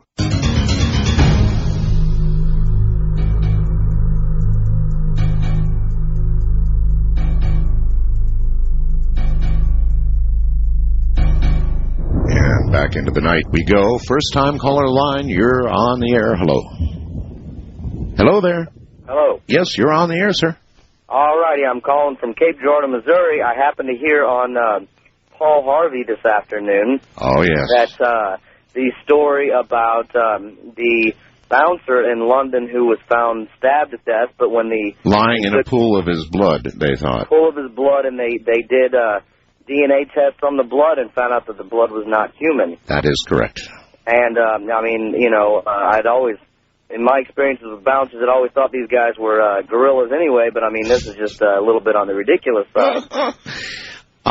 Yeah, I'm laughing, and I shouldn't, because it's not really that funny. I mean, here's a guy stabbed to death who obviously bled out, lying in a pool of blood. That's the way stabbing victims, unless the body has been moved, are always found, and the blood is not human. Well, this should be a little adventure ahead, huh? Yeah, well, and I hadn't heard anything else about it or read anything else about it. Well, I'll tell you why. Because Scotland Yard only has the ability to tell if blood is human or non-human. They don't have the ability to do DNA testing beyond that. So they had to send the blood samples here to America to be analyzed, and those blood samples are winging their way toward America right now. To be analyzed by a veterinarian DNA specialist, I believe. Yeah, that is correct, yes. They're checking for well, I guess the only other thing it could be is animal blood or then not of this world. That just I thought was an extremely interesting story. I mean, or there's one other possibility, sir. Yeah, what's that? That the stabbing victim was not of this world. Yes, exactly. And unless they find out that it's animal blood and for some reason somebody thought far enough ahead to try and throw everything off, but that still does not seem like it would be very in a street feasible. Yeah, in a street stabbing situation, that doesn't sound very feasible to me.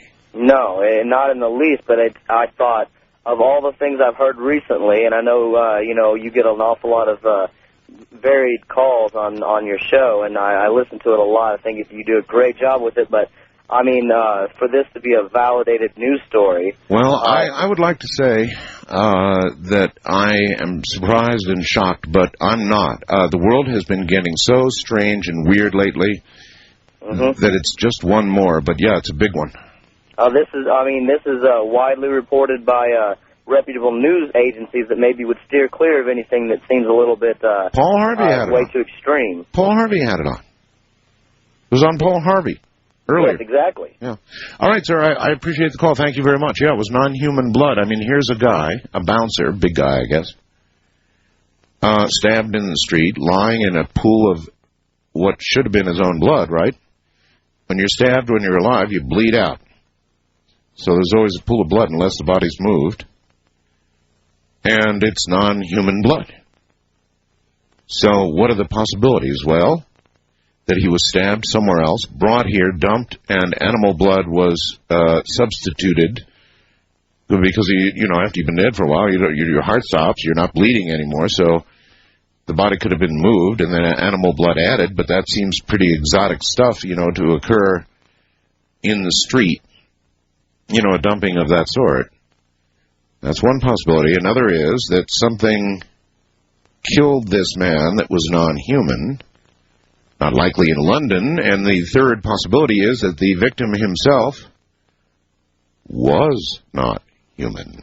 And I guess we're going to have to wait for the DNA test. That takes a while. Wild card line, you're on the air. Good morning. Good morning, Art. Hi. Where are you? Iowa. Iowa. Yeah. Okay. Have you ever used After the Gold Rush as some of your bumper music? I don't think I have, but it sounds reasonable. Well, it's that abduction song from a long time ago. Okay. I had a prediction. Okay. It'll be only number 5, and it'll be for the next 6 weeks. Okay, this one's for the next couple days. All right. Oh, really? Probably tomorrow. Okay. Earthquake. And a little bit higher, what is that called, Richter? Yes.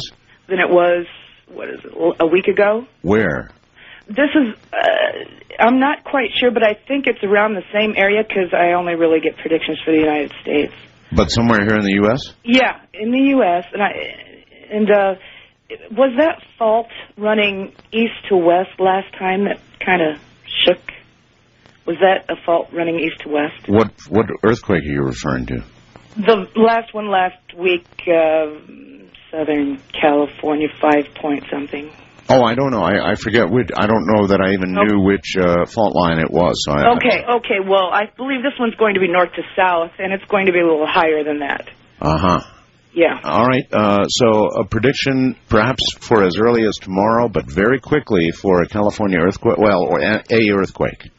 An earthquake, yes. And it's going to be... All right. Can I ask you how this came to you? Yeah, I was praying. And the last time I was praying and I saw my vision rocking east to west, and the earthquake happened within 2-3 days. Okay. And last night I was praying again, and I saw it rocking, north and south. My perspective rocking a little faster, a little more violently north to south. All right. Very good. Okay. All right. Anything else? Yes, I've had actually 3 encounters with the unknown. The third one quite disturbing, but the first... Sexual encounters? Yes, sexual encounters. The first 2 were in college that disturbed me quite greatly, but at the time, not like the third one. But anyway, it was an all-girl dorm, all-girl school. It was a finishing school. And one night, I had 2 roommates that had the bedroom, and I was sleeping in the living area on one of the beds, provided by a college dorm. Anyway, I felt something on me during my sleep, and I could not wake up. And it was groping me and heading for the area that... Okay, well, before you go on, you say in your sleep. In other words, you were asleep. You knew... Well, I could not wake up. Okay, and so I finally let out a little. You knew you were asleep, though. Yes, but it was so dark, and I was like a dream within a dream. You wake up and you're still in a dream. And so I let out a little yelp or something, and it went away. But just a short time later, within the month, it happened again. But this time I couldn't wake up, and it had gone all the way. Okay. And when I woke up, I smelled funny smell like ether. Okay, and then I checked all the doors and windows and everything, and there was no way nobody could have gotten in or anything like that. And you said there was a third. Oh my gosh, yes, and that happened within the past few years. I was I was one of those girls that I had an abortion at 17. Okay. Okay. And what had happened is this young man kept coming to me in a vision, kept asking me if I'd be his mother. And the boy was blonde and had pimples on his face and everything. And after like the third time of him asking me this, I said, "Well, show me your father," you know. In my vision, I saw a beautiful man with eyes that looked right through me. Yes. Knew my soul. And now, if I were to ever meet this man, I mean, I'd like to know who he is, you know. But anyway, soon after that last time, I said, "Okay, I'll be your mother," you know, no problem. And really, I went to bed. It was it was like either that night or within a few days. I don't have a time frame on that. I saw a young man, boy, around 14, 15, curled up in a corner in a room. I was up a stairs in a room, and there was nothing in this room but this young boy curled up in the corner with blonde hair. Yes. And I instantly saw him as my aborted child. And he was the age that he would be today if he had lived. Yes. But yet he was skinny and not deformed, but he wasn't, you know, really. Anyway, he was curled up. And then this bulbous figure, this man-like creature with a bulb for a bottom. I mean, it was odd. It looked like Yabba, the Hutt. Yes. Okay. And he was dark, and he said, I can't exactly remember what his words were, so I won't repeat it. So then the young man that I'd been seeing in my visions appeared, and then the young boy comes out of the corner, and they start going in a circle, and they consume each other, the feet and the mouth of the other, and they started spinning wildly, and then the man threw me over on my all fours, gave it to me in my back. And, I got it. Do you know? And he said, "You have now conceived." Yeah, And I woke up, and I felt like I'd been raped. I mean, I was wet and everything. You had been raped. Now, this is such an incredible story because, I can't tell you how many guests on the program, and we've talked about the nature of souls and the nature of reincarnation. And what you just told me about the very young boy that you thought was the aborted boy you had. Yeah. And this that was to be, and then the spinning around. That's just it's so incredible. I mean, obviously, like a snake consuming its tail. Obviously, it was a joining or a rejoining or a newly joined soul. That's an incredible story. Now, the only question I have for you is, my brother had conceived a son at that point in time, but I did not. You didn't, but he did? Yes. And the boy is looking quite a bit like he's quite a bit younger. He's only 8 now. Okay, a few years. Okay. I guess it was more than a couple years ago. Yeah. 8 years. That's an incredible story.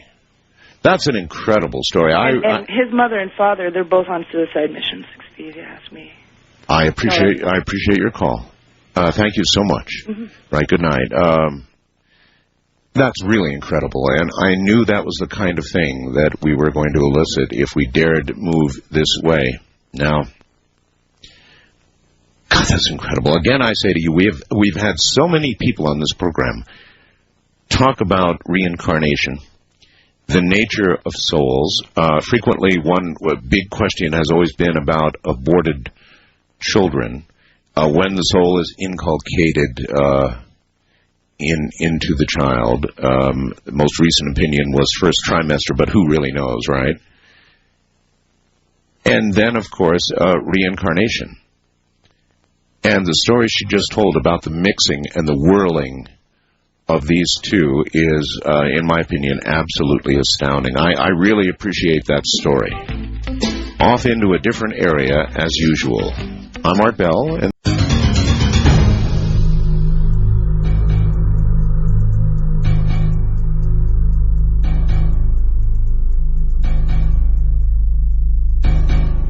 directly back into the night in the east of the Rockies this time. You're on the air. Good morning. Good morning, sir. Hi, where are you? I am in New York. In New York State? Yep. Okay. I was just calling about the spiritual rape. Okay, are you on a speakerphone? No, I'm on a cordless. A cordless phone, all right. Okay, yes, spiritual rape, I guess that's one word for it. Yeah, one of my friends was spiritually raped last year, one of my close friends. And I guess for a while, she's in contact with spirits, and I guess she was in contact with whom she believes to be Napoleon for about 6 months, and I guess a good contact, and then it became more like a poltergeist type of thing. Like it was more like. So this was like you're telling me this was like an ongoing relationship with Napoleon. Right. Now, you've got to admit, that sounds pretty wild. It sounds very wild, but she's had contact with spirits, I guess, for several years now, so I guess the only thing I could do is take her word on it. She is not carrying Napoleon's child, is she? I mean, that would be news for the world. No, huh? No, I don't think so. But did you believe her? It was a little hard to hear at first, but I think eventually it just became such a factor in her life. She couldn't focus on her schoolwork. She couldn't focus on really anything because this was bothering her so much. That's incredible. See if you can get her to call me. Okay. Would you do that? Sure. All right. I'd very much appreciate it. Thank you. That's one for the books. There are, in the psychiatric world, there are Napoleon complexes, but this would be the first intimate, ongoing relationship with Napoleon that I'm aware of being reported. West of the Rockies, you're on the air. Hello. Good morning, Art. This is Diane in Missoula, Montana. Hi, Diane. So, I was originally going to call about an attack, but I'm being inspired, Art. I recently had a flirtation with a man that I just felt weak in the knees, so I think when I go to sleep tonight, I'm going to try and go get him. You mean have an OBE, an out-of-body experience? I want to have my way with that man. I am inspired, Art. You have inspired me to go where no woman has gone before. Well, you know what? Other women may have gone there before. Oh, that's true. So, well, if I have success, I'll give you a call. Have you actually ever been attacked yourself? Yes. I was the one that called, a couple of months ago and woke up with bruises on her thighs. Oh, yes. And I had my first lucid attack in Idaho Falls, Idaho. I was camping in my motorhome. And I went to sleep that night, very peaceful, and woke up with this pressure on my chest and a split perception. I felt I could describe the outline of what was on me. It looked like a man in a side-length leather coat. And then my perception split again, and I was being pulled up out of my bed. And I woke up then, and my arm was reached. My body was up, and my arm was reaching, and I just had the feeling that if I hadn't woken, I would have been dragged along with him. So that freaked me out for That image stayed in my mind. A long time, and now you're ready to go and return the favor, huh? Have you studied OBEs at all? Now that I know you're laughing, but No. I started studying Carlos Castaneda 20 years ago, and was inspired by Don Juan and the whole Castaneda thing about perception. So you're serious? You're really going to try this? Oh God, Art, of course. Well, I mean, it's somebody a out there is in for it. I can't have contact with this man. I have to have a moral. I'm in a position where I can't have sex with my coworkers, Art, because I'm morally bound not to do that. But in my dreams now, that's another story. In your wildest dreams, huh? That's right, my wildest dreams. And that's why I listen to you, Art. You fulfill my wildest dreams. All right, thanks for the call. Thank you, Art. Good luck. Thank you. To him. Well, you know, it's, again, I've talked to a lot of OBE researchers, and they all know damn well this is a big part of out-of-body experience and research. It's just a part that they don't talk much about. They just spend a lot of time telling you how safe it is and all the positive, flowery, beautiful little aspects of it, and rarely do you hear stories like the ones you're hearing tonight. You just don't hear them, but trust me when I tell you it's an integral part, a very integral part of these sorts of experiences. I mean, so much so that it's probably the majority of these kinds of experiences, but it's one of those things that people normally just won't talk about. And can you blame them? First time caller line, you're on the air. Hello. Yes, hello, Art. Good morning. Good morning. Yes, I'm calling from Missouri. Okay, you're going to have to yell at us. You're not too loud. Okay. Yes, I want to share with you my experience about 12 years ago. Yes, ma'am. Me and my husband checked into a hotel, and we were in one part of San Diego. And, well, when we were sleeping, I was lifted up from the bed that we were both sleeping. While your husband was asleep next to you? Yes, we were both sleeping. Yes. We had arrived, from the airport, and we checked into the hotel before we visit our family. So when we were sleeping, I was lifted up from the bed. My whole body was locked up, but my head, I can move my head. That's all? Yes.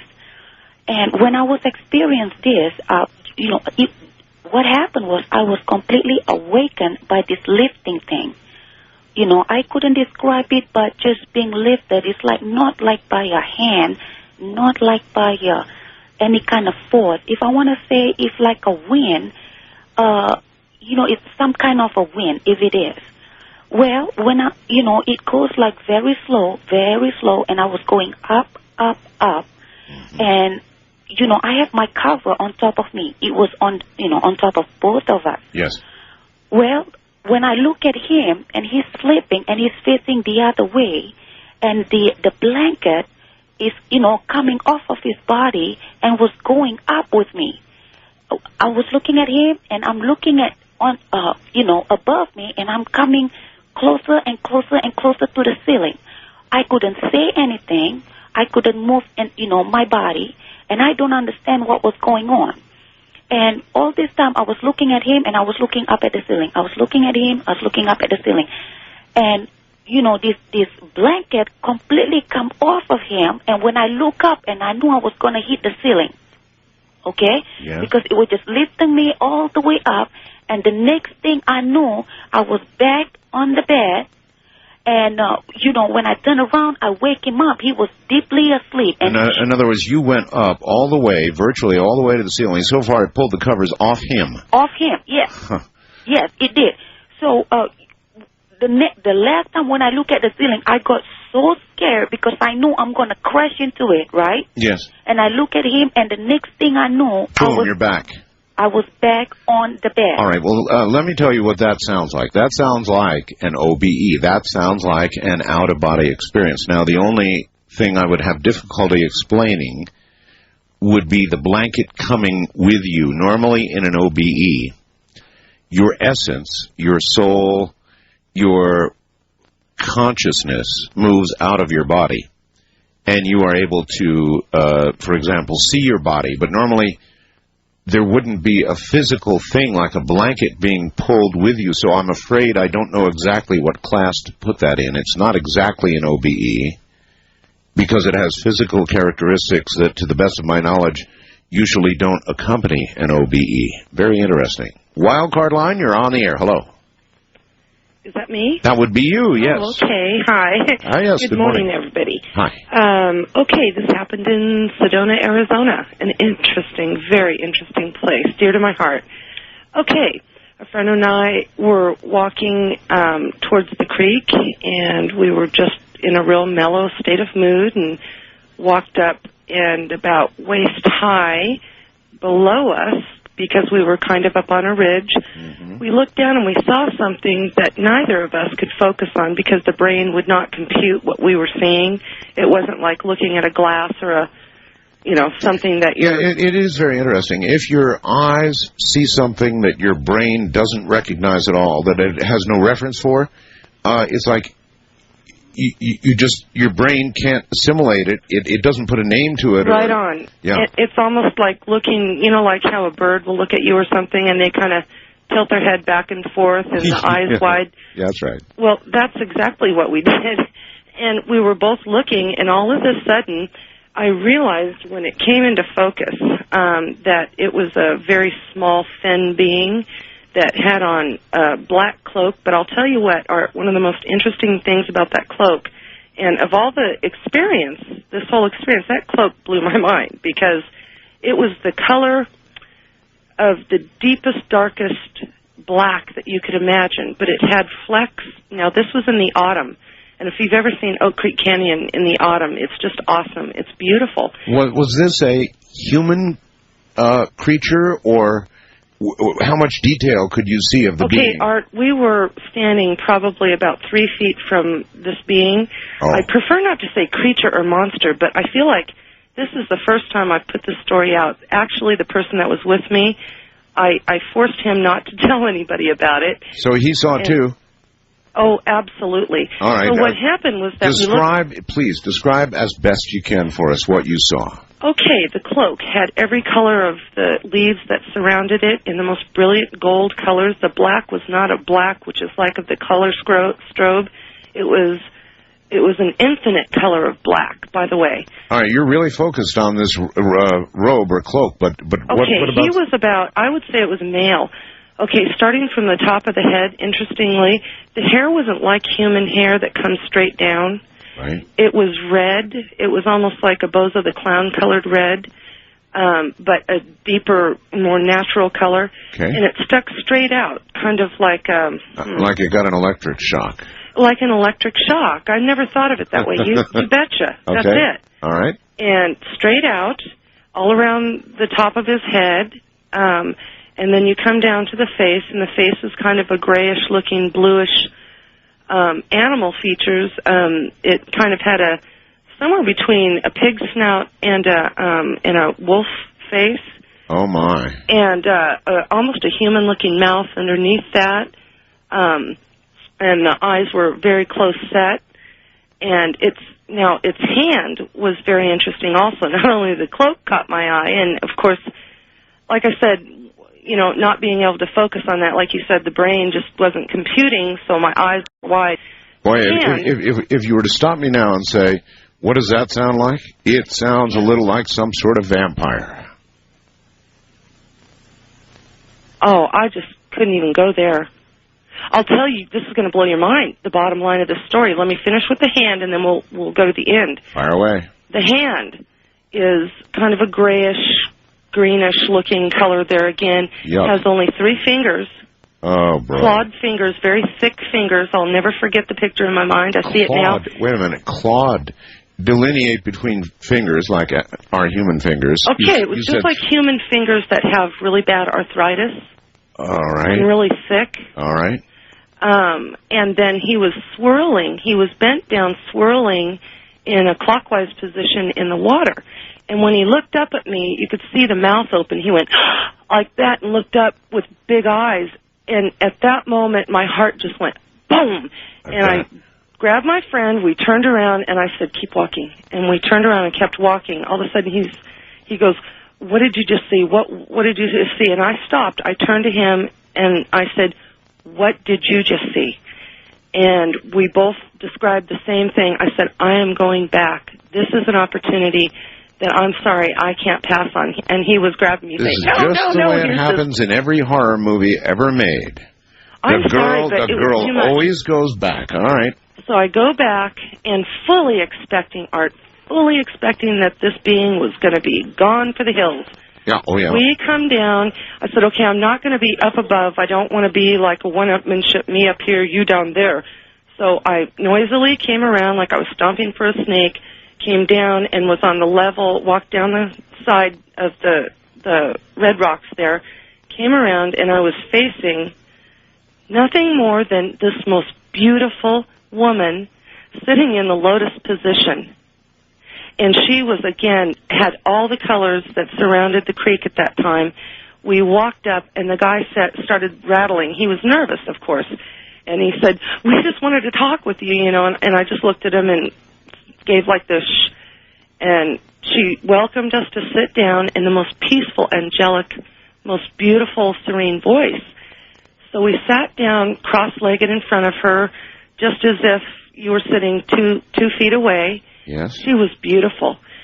And you know what? I don't know what happened. We had a lapse of time.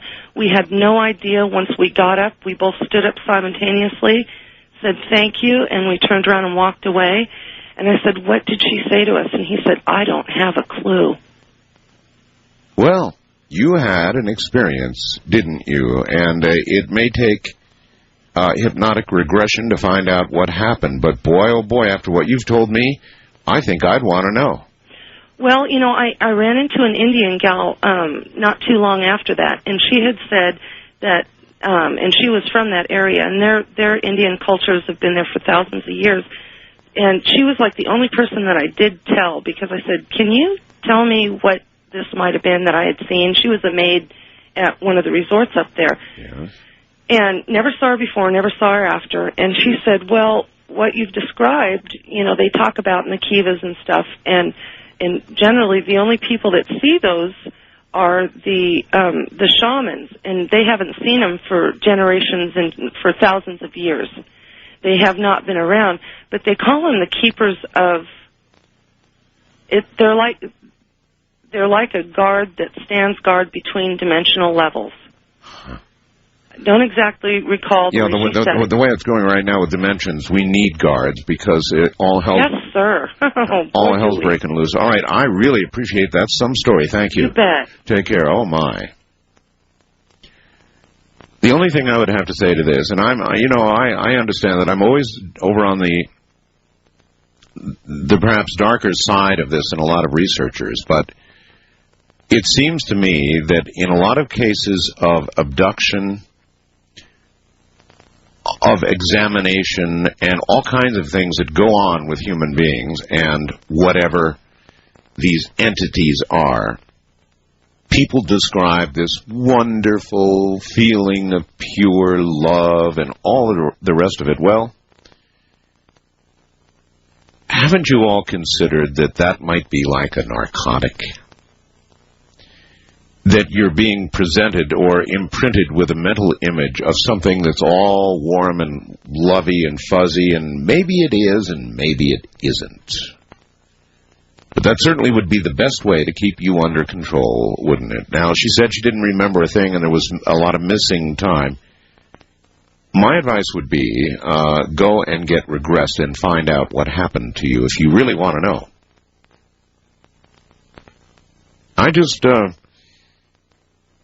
I'm not so sure that all these researchers are right. I know that what they do is they report what people say, just like what that young lady had to say about how it felt all warm and fuzzy and whirled and the warm embracing love and all the rest of it.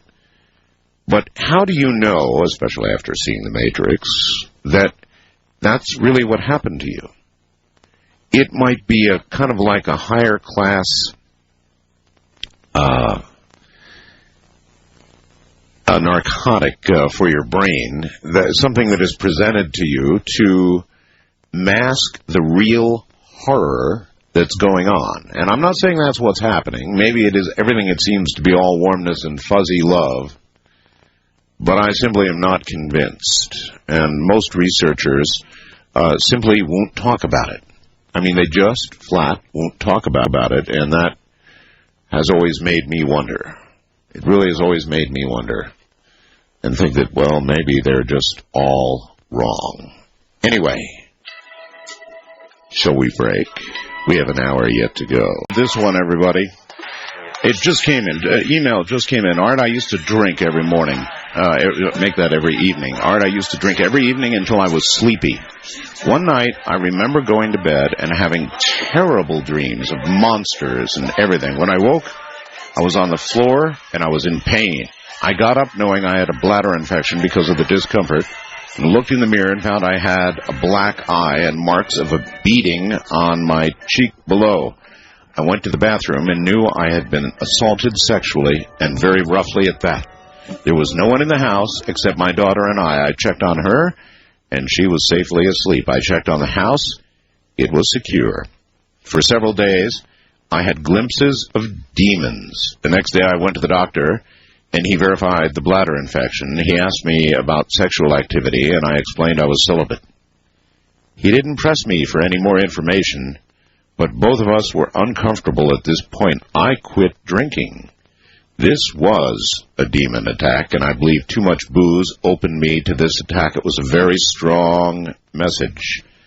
And believe me, I can still picture the demons who attacked me. Signed S. in Texas.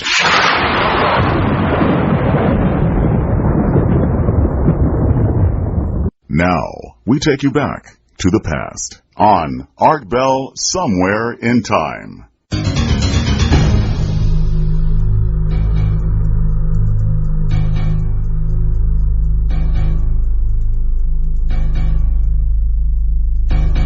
Once again, into the night and east of the Rockies we go. You are on the air. Good morning. Hi, Art. I'm calling from Memphis, Tennessee. I'm a first-time caller. I hear a lot of people describe these erotic experiences that they're having during their out-of-body experience or astral projection. Some might say erotic. Others would say rape. And I guess maybe it's both, you know? Well, I was wondering if you've ever heard anyone describe during astral projection, or I guess what you call an out-of-body experience, like have actually been murdered, you know, and being killed on an astral level. I mean, I don't know if that's possible. I don't either. No, I have never heard that, and the researchers that I've had on would all say maybe it could happen, but if it did, you would instantly return to your body. I've been having involuntary out-of-body experiences since childhood. Involuntary? Involuntary. I mean, it's like when I go to sleep, it just happens, you know. I mean, I have this feeling that I'm leaving my body, and you can separate this from what you know to be a dream, right? Yes, I can, because in these circumstances, it's like I'm in control of the situation. I mean, sometimes I've woken my roommates up before, like, speaking in languages that I don't even understand. You know, like, I don't speak Spanish fluently, but I have in my sleep. Okay, so in other words, you've learned to control what happens when you're out of your body? Yes, I have, but I've had some very disturbing experiences. Over the course of the past 2 years, I've been involved with a young man here in my town who's a very wicked kind of person, and I've had some terrible experiences with him on the astral level. But I have reason to believe that I've witnessed murders that have taken place. Oh, my goodness. And have you ever seen anything in real life, you know, newspaper, radio, television, to verify? I haven't, but the chances of these things being out in the open is pretty slim. I mean, here in the town where I live, I mean, there are a lot of things that go on that no one ever hears about. I mean, people die every day. You don't hear about it on the news. You know what I'm saying? Yes. And I have a very strong telepathic connection to this person, and I feel like in some way that he has tried to reach out to me on an astral level or on some kind of subconscious level to inform me about this, you know? And I brought it up to him before. It's very awkward. I feel like this has happened to me more than once. Only astrally, or have you ever met this person physically? This is a person. This person is real. He's a real person. Yeah, but I'm saying, have you had actual physical face-to-face contact with this person in real life as well as astrally? Yes. I mean, this is someone that I see on a very regular basis, and I also see him on the astral, and I feel like he's a very negative force on this earth, and I feel like we're almost at warfare in a sense, and I felt like before I was under psychic attack in a way. I felt like that my life has been endangered by this individual. He thinks that he's the reincarnation of Aleister Crowley. Oh my God! So been sent here to kill people and stuff, and I'm really concerned that I may have seen some things that have happened, and I don't really know how to confirm these things or really what to do about this. But I was just wondering, what happens if you are killed like by someone while you're on the astral level? I mean, can someone like really kill your soul? I mean, and how does that affect your everyday life? Yeah, I mean, all I can tell you is what almost every researcher on OBEs has said to me, which I personally don't happen to believe, and that is that you're always safe. That no matter what would happen to you on the astral plane, if something awful happens, you snap right back into your body. It's the one thing that I've never completely bought into as far as these researchers are concerned. I don't know how that can really be so. I mean, because something of like that magnitude, I mean, it's going to not only emotionally affect you, but I mean, it's going to affect you. I mean, considering that we are whole beings, as far as like our mind, body, and spirit are connected. Let me tell you what always stops them cold, all right? Okay. I say to them, listen, an awful lot of people die in their sleep, right? And they always say yes because they have to, because it's true. And then the next thing I say to them is, how do you know that they didn't die astrally and indeed physically as well? Right. And they go, well, I don't know. So there's your answer. I think a lot of people go into who are new at astral projection or who are not familiar with it go into looking for some kind of pleasurable sexual experience. Maybe I had a lady like that a little while ago. Did you hear that lady? Yeah, I did, and I want to say a word of caution to anyone who is seeking any kind of like sexual or emotional gratification through astral projection. It's a very serious thing, and it may at first seem like it's something harmless or something that could be beneficial to you, but like you said, you may perhaps be opening up a door to something that may be more powerful than you really expect. And you should always be very careful, and you should pray or meditate or whatever, about that. So in other words, you might say astral sex is not necessarily safe sex. No, it's not necessarily safe sex. You may be opening your channels to something very negative, and you may not even know it. I appreciate the call. Thank you very much. Thank you very much. That's something to think about, isn't it? That lady was pretty charged up about taking off after her dream man, but you may get more than you bargained for. And I'm the doubting Thomas on this astral projection thing. It may be all fine and warm and fuzzy, but I sort of never bought that. I mean, on the astral plane and elsewhere, it seems like there's positive and negative, yin and yang to everything, and I know researchers are loath to talk about the yang part, but they yin it up pretty well, but the yang part they don't talk about. I've always believed they're probably nearly equal forces. And west of the Rockies, you're on the air. Hello. Good morning. Good morning. I was just thinking, there's been quite a few of us gals calling in with strange, erotic experiences in the night, but I haven't heard the men calling in as much, and I thought that was rather curious. I don't know. Well, it's not in the sense that when a topic catches on, all of a sudden everybody out there who's been afraid to say anything because they felt so alone, yes, all of a sudden isn't afraid to say it anymore. Well, I'm still afraid that from hearing some of your other stories tonight, it's been kind of a balm to my spirit because, something like that happens to you and you truly, you don't talk about it and you feel possibly that you're the only one. So it's really a relief to hear that you're not. Quite obviously you're not. What happened to you?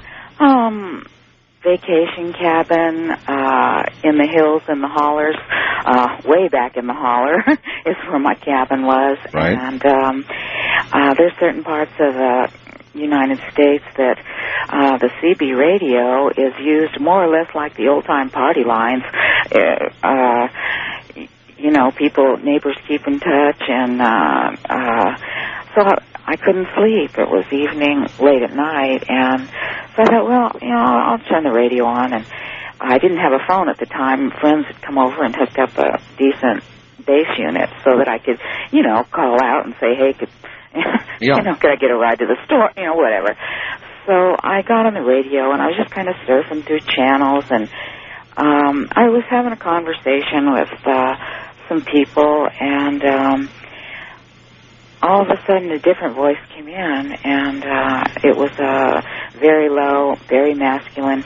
I would say almost an ancient type of voice, very powerful. Yeah. And everybody else got quieted down real fast, and this voice told me, he says, I've been waiting for you for a long time.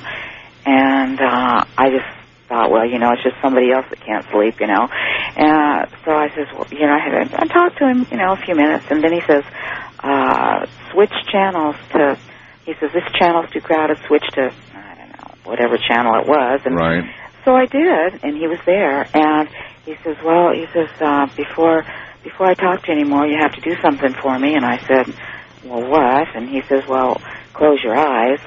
And I thought, yeah, whatever. So I left my eyes open, and I says, okay. He says, no. I said, close your eyes.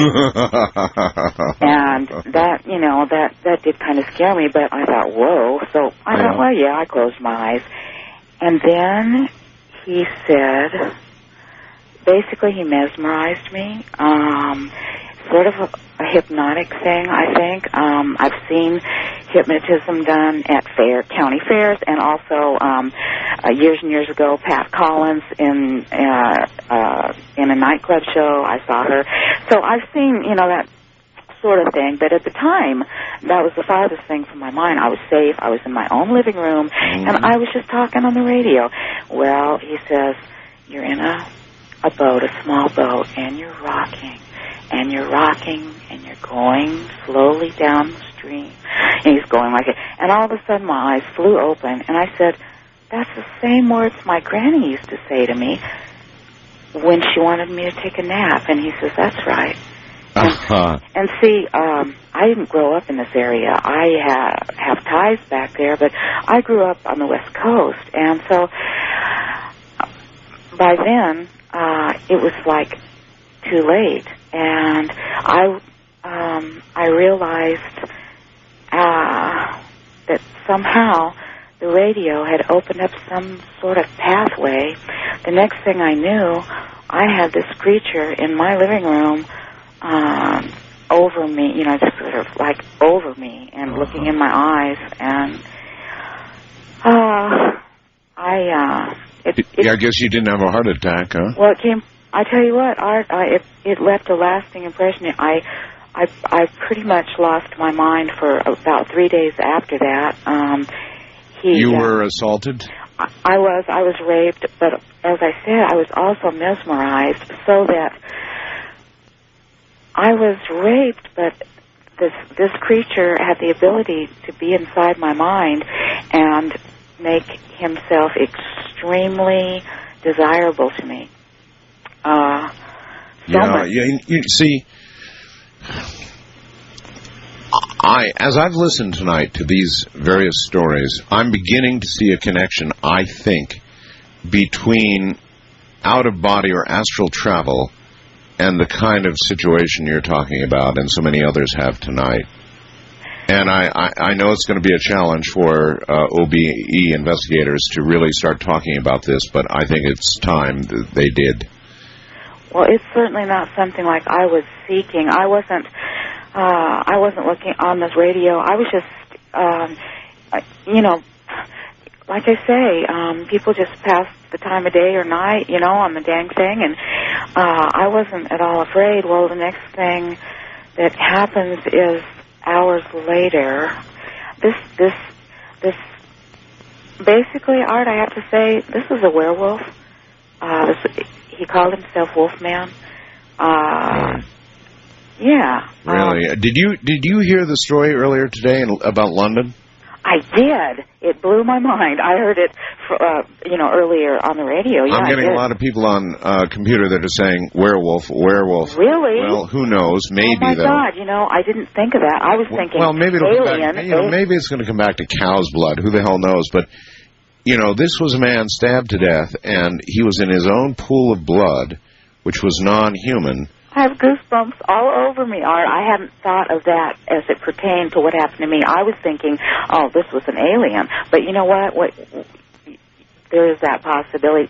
The real kicker, Art, this is a really embarrassing part. Mm-hmm. For hours, this creature had sex with me. I mean, I fought back. I was physically powerless to, but even though I was mesmerized, I wasn't a willing participant in ways. I was saying no, mm-hmm. And he was saying, gross things like lick my fur. I mean, he was having sex with me in my living room, and lick my fur. I know, Art. It's really out there, but the bad part, Art, my radio was keyed down all for hours that night. Oh my God! So everybody within, and I had a pretty decent base unit, everybody within miles heard everything. Oh my God! The whole damn thing. I wonder if anybody recorded it. I would hope not. I mean, sure you would hope not. I'm humiliated and appalled, and that's an incredible story. And so then I'm frightened. Well, then there really were witnesses. Then, in a way. Well, yeah.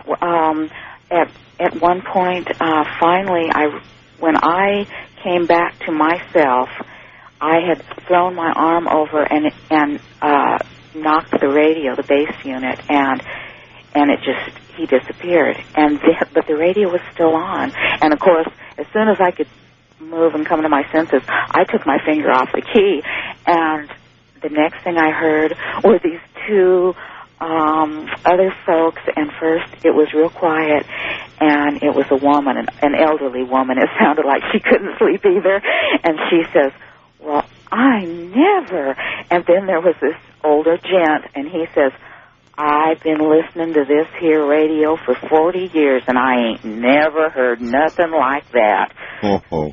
Well, he left me with some kind of a hypnotic, some kind of a post-hypnotic suggestion. So then, after daylight, that's when I lost my mind, and I got on the radio, Art. I surfed every channel looking for that creature again. You wanted to find that creature again?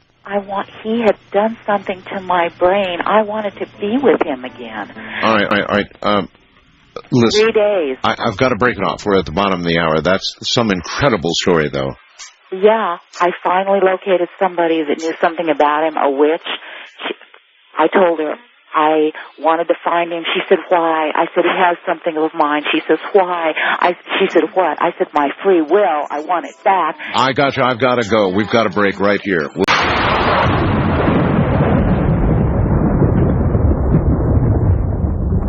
You're listening to Art Bell, Somewhere in Time. Tonight featuring Coast to Coast AM from May 24th, 2002.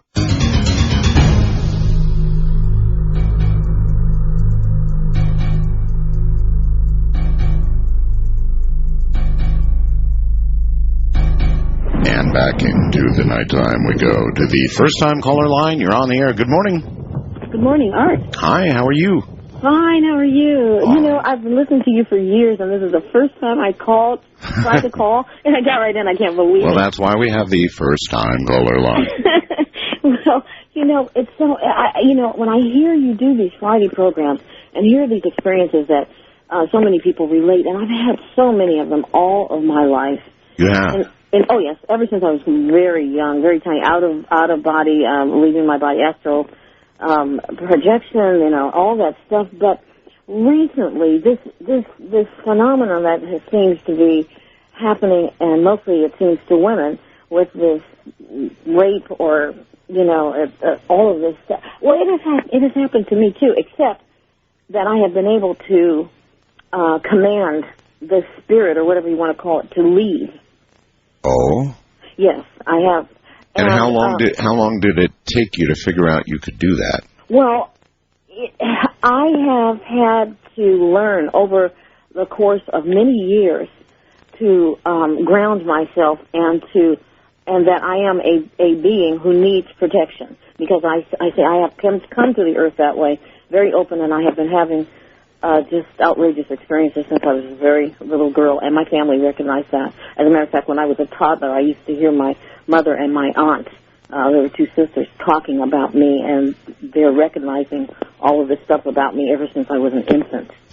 Because when I was like 4 years old, at the dinner table, I made things went flying on the table when all of a sudden, during the middle of dinner, I sat and told everybody exactly what they were doing the fourth day of my life when I came home from the hospital with my mother, and exactly where my bassinet was, what they were all saying, what I was crying about, what they were wearing, and what they were eating and cooking. Yeah, and so, but this, this lady who just called and was so articulate about speaking about this man who she's acquainted with, who seems to have an evil countenance, and yes, and I can relate to that, because there is a let's say gentleman where I work, and I am a music teacher. He's like he's a presence in the area that I work in, and he has been like really just kind of like after me periodically. He has a problem with substance abuse, with alcohol. So he's like, not in control of himself. It's kind of interesting that, substance abuse, specifically alcohol, seems to play a part in opening some doors for this sort of thing. I read an email from a lady about that a little while ago. Absolutely, and I have noticed it too, because, we witness all kinds of abuse, but alcohol seems to be something where, I don't know, there's just a lot of bad behavior in an everyday basis with alcoholics that I find that is associated with alcohol abuse. Well, look at what goes on with alcohol in a waking state. Look what it does to people. It emboldens them. It makes them not care about consequences. And so if somebody in that state were to move into an OBE state, why should we believe it would be any different? Oh, absolutely, and this is exactly the case. This person, I've had to be the mature one and try to keep peace. I want to, like to keep peace in my workplace, and I'm very happy in what I do. I'm a musician, and it's just, and I'm the kind of person who believes that, if I'm going to do something, I'm going to enjoy doing it. Work, I always enjoy my work. I always have, but. To make a long story short, he's the type of person, of course, with this bad behavior pattern, who would not take no for an answer. And he's also, of course, always acting outside of reason and truth, because there's absolutely no reason, there's no platform for his approaching me. And the way that he started to is just acting out of his own needs and his own falling off the wagon and that kind of thing. But he was quite persistent, and then he became quite belligerent, as if I had insulted him. As if I was insulting him by turning him down over and over again and trying to ignore him and just go on about my business. Okay, we don't have much time here. Okay, but I woke up and I was struggling to wake up because I was asleep and this presence was coming on me, and I saw it. I was coming up out of sleep, I was warned by this presence coming, and he was like, he was laying down on top of me. Yeah, I was about to say that it sounds like this person is getting to a dangerous state, and obviously it got to a dangerous state. Oh yeah, and I had to verbally, I had to struggle to get my voice out and to say no, get out of here, and to command him to leave. And but you know what? After it happened, and it was such a strong experience, I remembered that I had that experience number of years ago. A lot of times, okay, I appreciate your call. A lot of times that can open having a conscious experience can open the door to allow you to remember other experiences that you may have had that you blocked. That can certainly occur. Wildcard line, you're on the air. Hello. Hi. Hi. Yeah, I was surprised I finally got through, but actually the incident that happened to my ex-fiance about 4 or 5 years ago, I guess. Yes, sir. But what it started from is that my family when I was little, they used to say that we had a guardian ghost, so to speak, that was kind of like a family ghost that always hung around our parents and everything for years growing up. And as a child, I thought it was just some sort of children's tale just to keep me in line, so to speak. And they referred to him as George. But then when I moved out of the house, it seemed like he kind of followed wherever I went, and never had any weird stuff happen around my parents' house anymore. And every girlfriend that I had, and it seemed like he didn't approve of her, he would try to do different things to try to scare her off, like messing with the electricity, doing alternating lights going off and on in the apartments and stuff. Sounds like a poltergeist.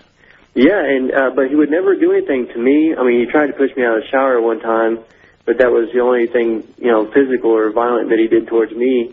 But there were several times where my ex-fiancée would wake me up in the middle of the night.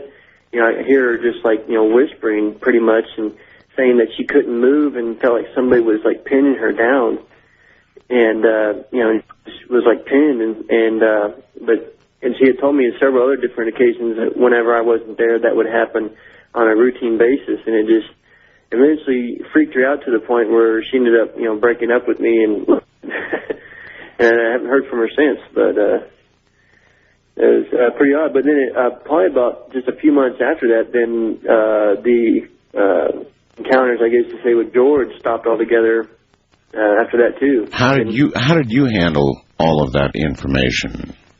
Well, I kind of thought it was kind of humorous at first because I'd already experienced a lot of the pranks and stuff that George had done pretty much my whole life. Messing with lights and doors and pushing people around and whatnot.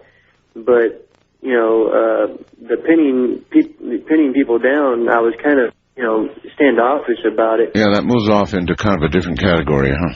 Yeah, like he was getting a little bit malicious about it, Yeah, exactly, and that's again the point that I want to punctuate, and that is that God bless them, all of these researchers into out of body and astral travel and all the rest of it really tend to come down on the goody-goody, warm and fuzzy side. I just don't think that's the nature of it personally. That's just one person's opinion. I think that it is a neutral force, and that like all things, it has a yin and a yang, a positive and a negative. And you're hearing about the negative tonight. You're hearing from people who have experienced the negative, and so they know. And that is some evidence, certainly, indicating that I might be right, and that these forces are not one single thing and are not always warm and fuzzy at all, or not even close. East of the Rockies, you're on the air. Hello. Hi, Art. This is Elena from New Haven. From New Haven? Yeah. Okay. Connecticut. Yes, Connecticut, of course. And, I don't know, I guess for the past 10 years, every now and then, when I'm just about ready to wake up, right, I'll have this, well, I'll call it a dream, but it feels a lot more physical, of an entity, a real evil entity, tickling me in a very violent way. Tickling you? Yeah. Well, his hands will be holding me very firmly, and I feel like totally helpless. And it's a very violent tickling. It's not a good thing, it's not funny. Yeah, I hear that. And it's not a rape like the other women said, but yet it feels like a violation. Of course it's a violation. And a couple of times I've heard a very deep, like, demonic laugh. And one time I heard it say, I never see it. I just feel it, I feel its presence. And one time I heard it say, how do you like this? And I'm just terrified. I'm completely terrified. And I finally, forced myself to totally wake up. And unlike a nightmare where even though it can be terrifying and you might be sweating, you still know it was a nightmare. Yes, yes, that's a very interesting subject in itself. This feels more physical, I hear you. So yeah. You're really sure, there's no question in your mind, it wasn't a dream. I really don't think so. I can almost still feel his hands on me afterwards, and it just feels like a very malevolent, entity or something. Well, I do pray. And I was going to ask you, what are you trying? What are you going to do? Well, I meditate. I pray a lot. And still it happens. Every now and then, yeah. All right. Well, I think that, thank you very much. I think these investigators hopefully are listening tonight. And the next time I interview one of them, perhaps they'd be willing to comment on this kind of stories we're getting tonight. Probably not, but, or perhaps they would suggest, well, it's active imaginations, and you can always say that, right? West of the Rockies, you're on the air. Hello. Hello. Yes, sir. How you doing tonight, Art? I'm all right. How are you? I'm fine, thank you. I'm Steve from Salt Lake City. All right, Steve. I just thought I'd share with you guys the story. I heard the lady say earlier that she hadn't had too many gentlemen call in. That's true. So I thought I'd share this one with you guys tonight. All right. Well, first of all, since I remember when I was young, being real sick, and my mother went out for the night, and I'm the youngest of three girls, so I was in the bedroom, and they kept leaving me in the bedroom, and I can remember screaming, and yelling and crying because these little creatures, or whatever they were coming out the closet, and they kept coming out the closet and pulling all the blankets off me.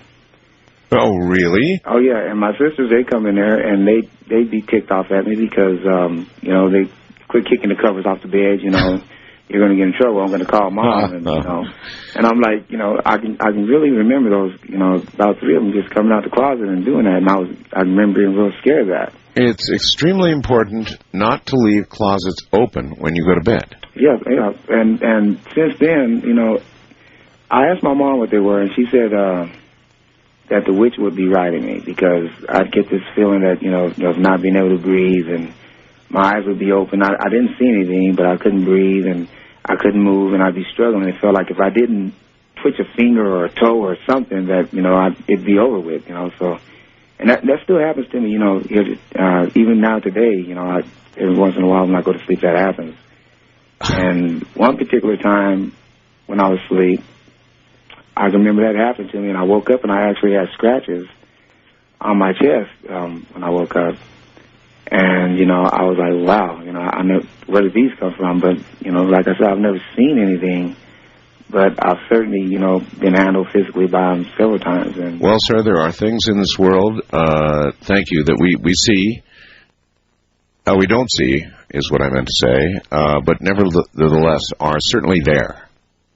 These things are there. They're as real, as I used to say on Dreamland, as the air we breathe. It's just that we're not conscious of them. And I thought that Donna Good-Higby last night really put it very, very succinctly and well with regard to what all of this might be and what it all might mean. And I don't have a lot of time here, but Wildcard Line, you're on the air. Good morning. Good morning, Mr. Bell. Hi. Only got a minute here, so let her fly. Okay, sir. What about the Gulf Stream is shifting? I was prediction 86 on last year's show. The Gulf Stream, sir, is not exactly... Hold it. It's not shifting, but what it's doing is it's slowed by about 40%. Actually, it's the North Atlantic drift we're talking about here. It's slowed by about 40%, and that's really significant. That's going to... that's going to have a lot to do with the future of Europe's weather, which could become very cold indeed. Yes, I read your book, The Coming Global Superstorm, and that was my prediction on last year's show, and I'm afraid it may be coming to us.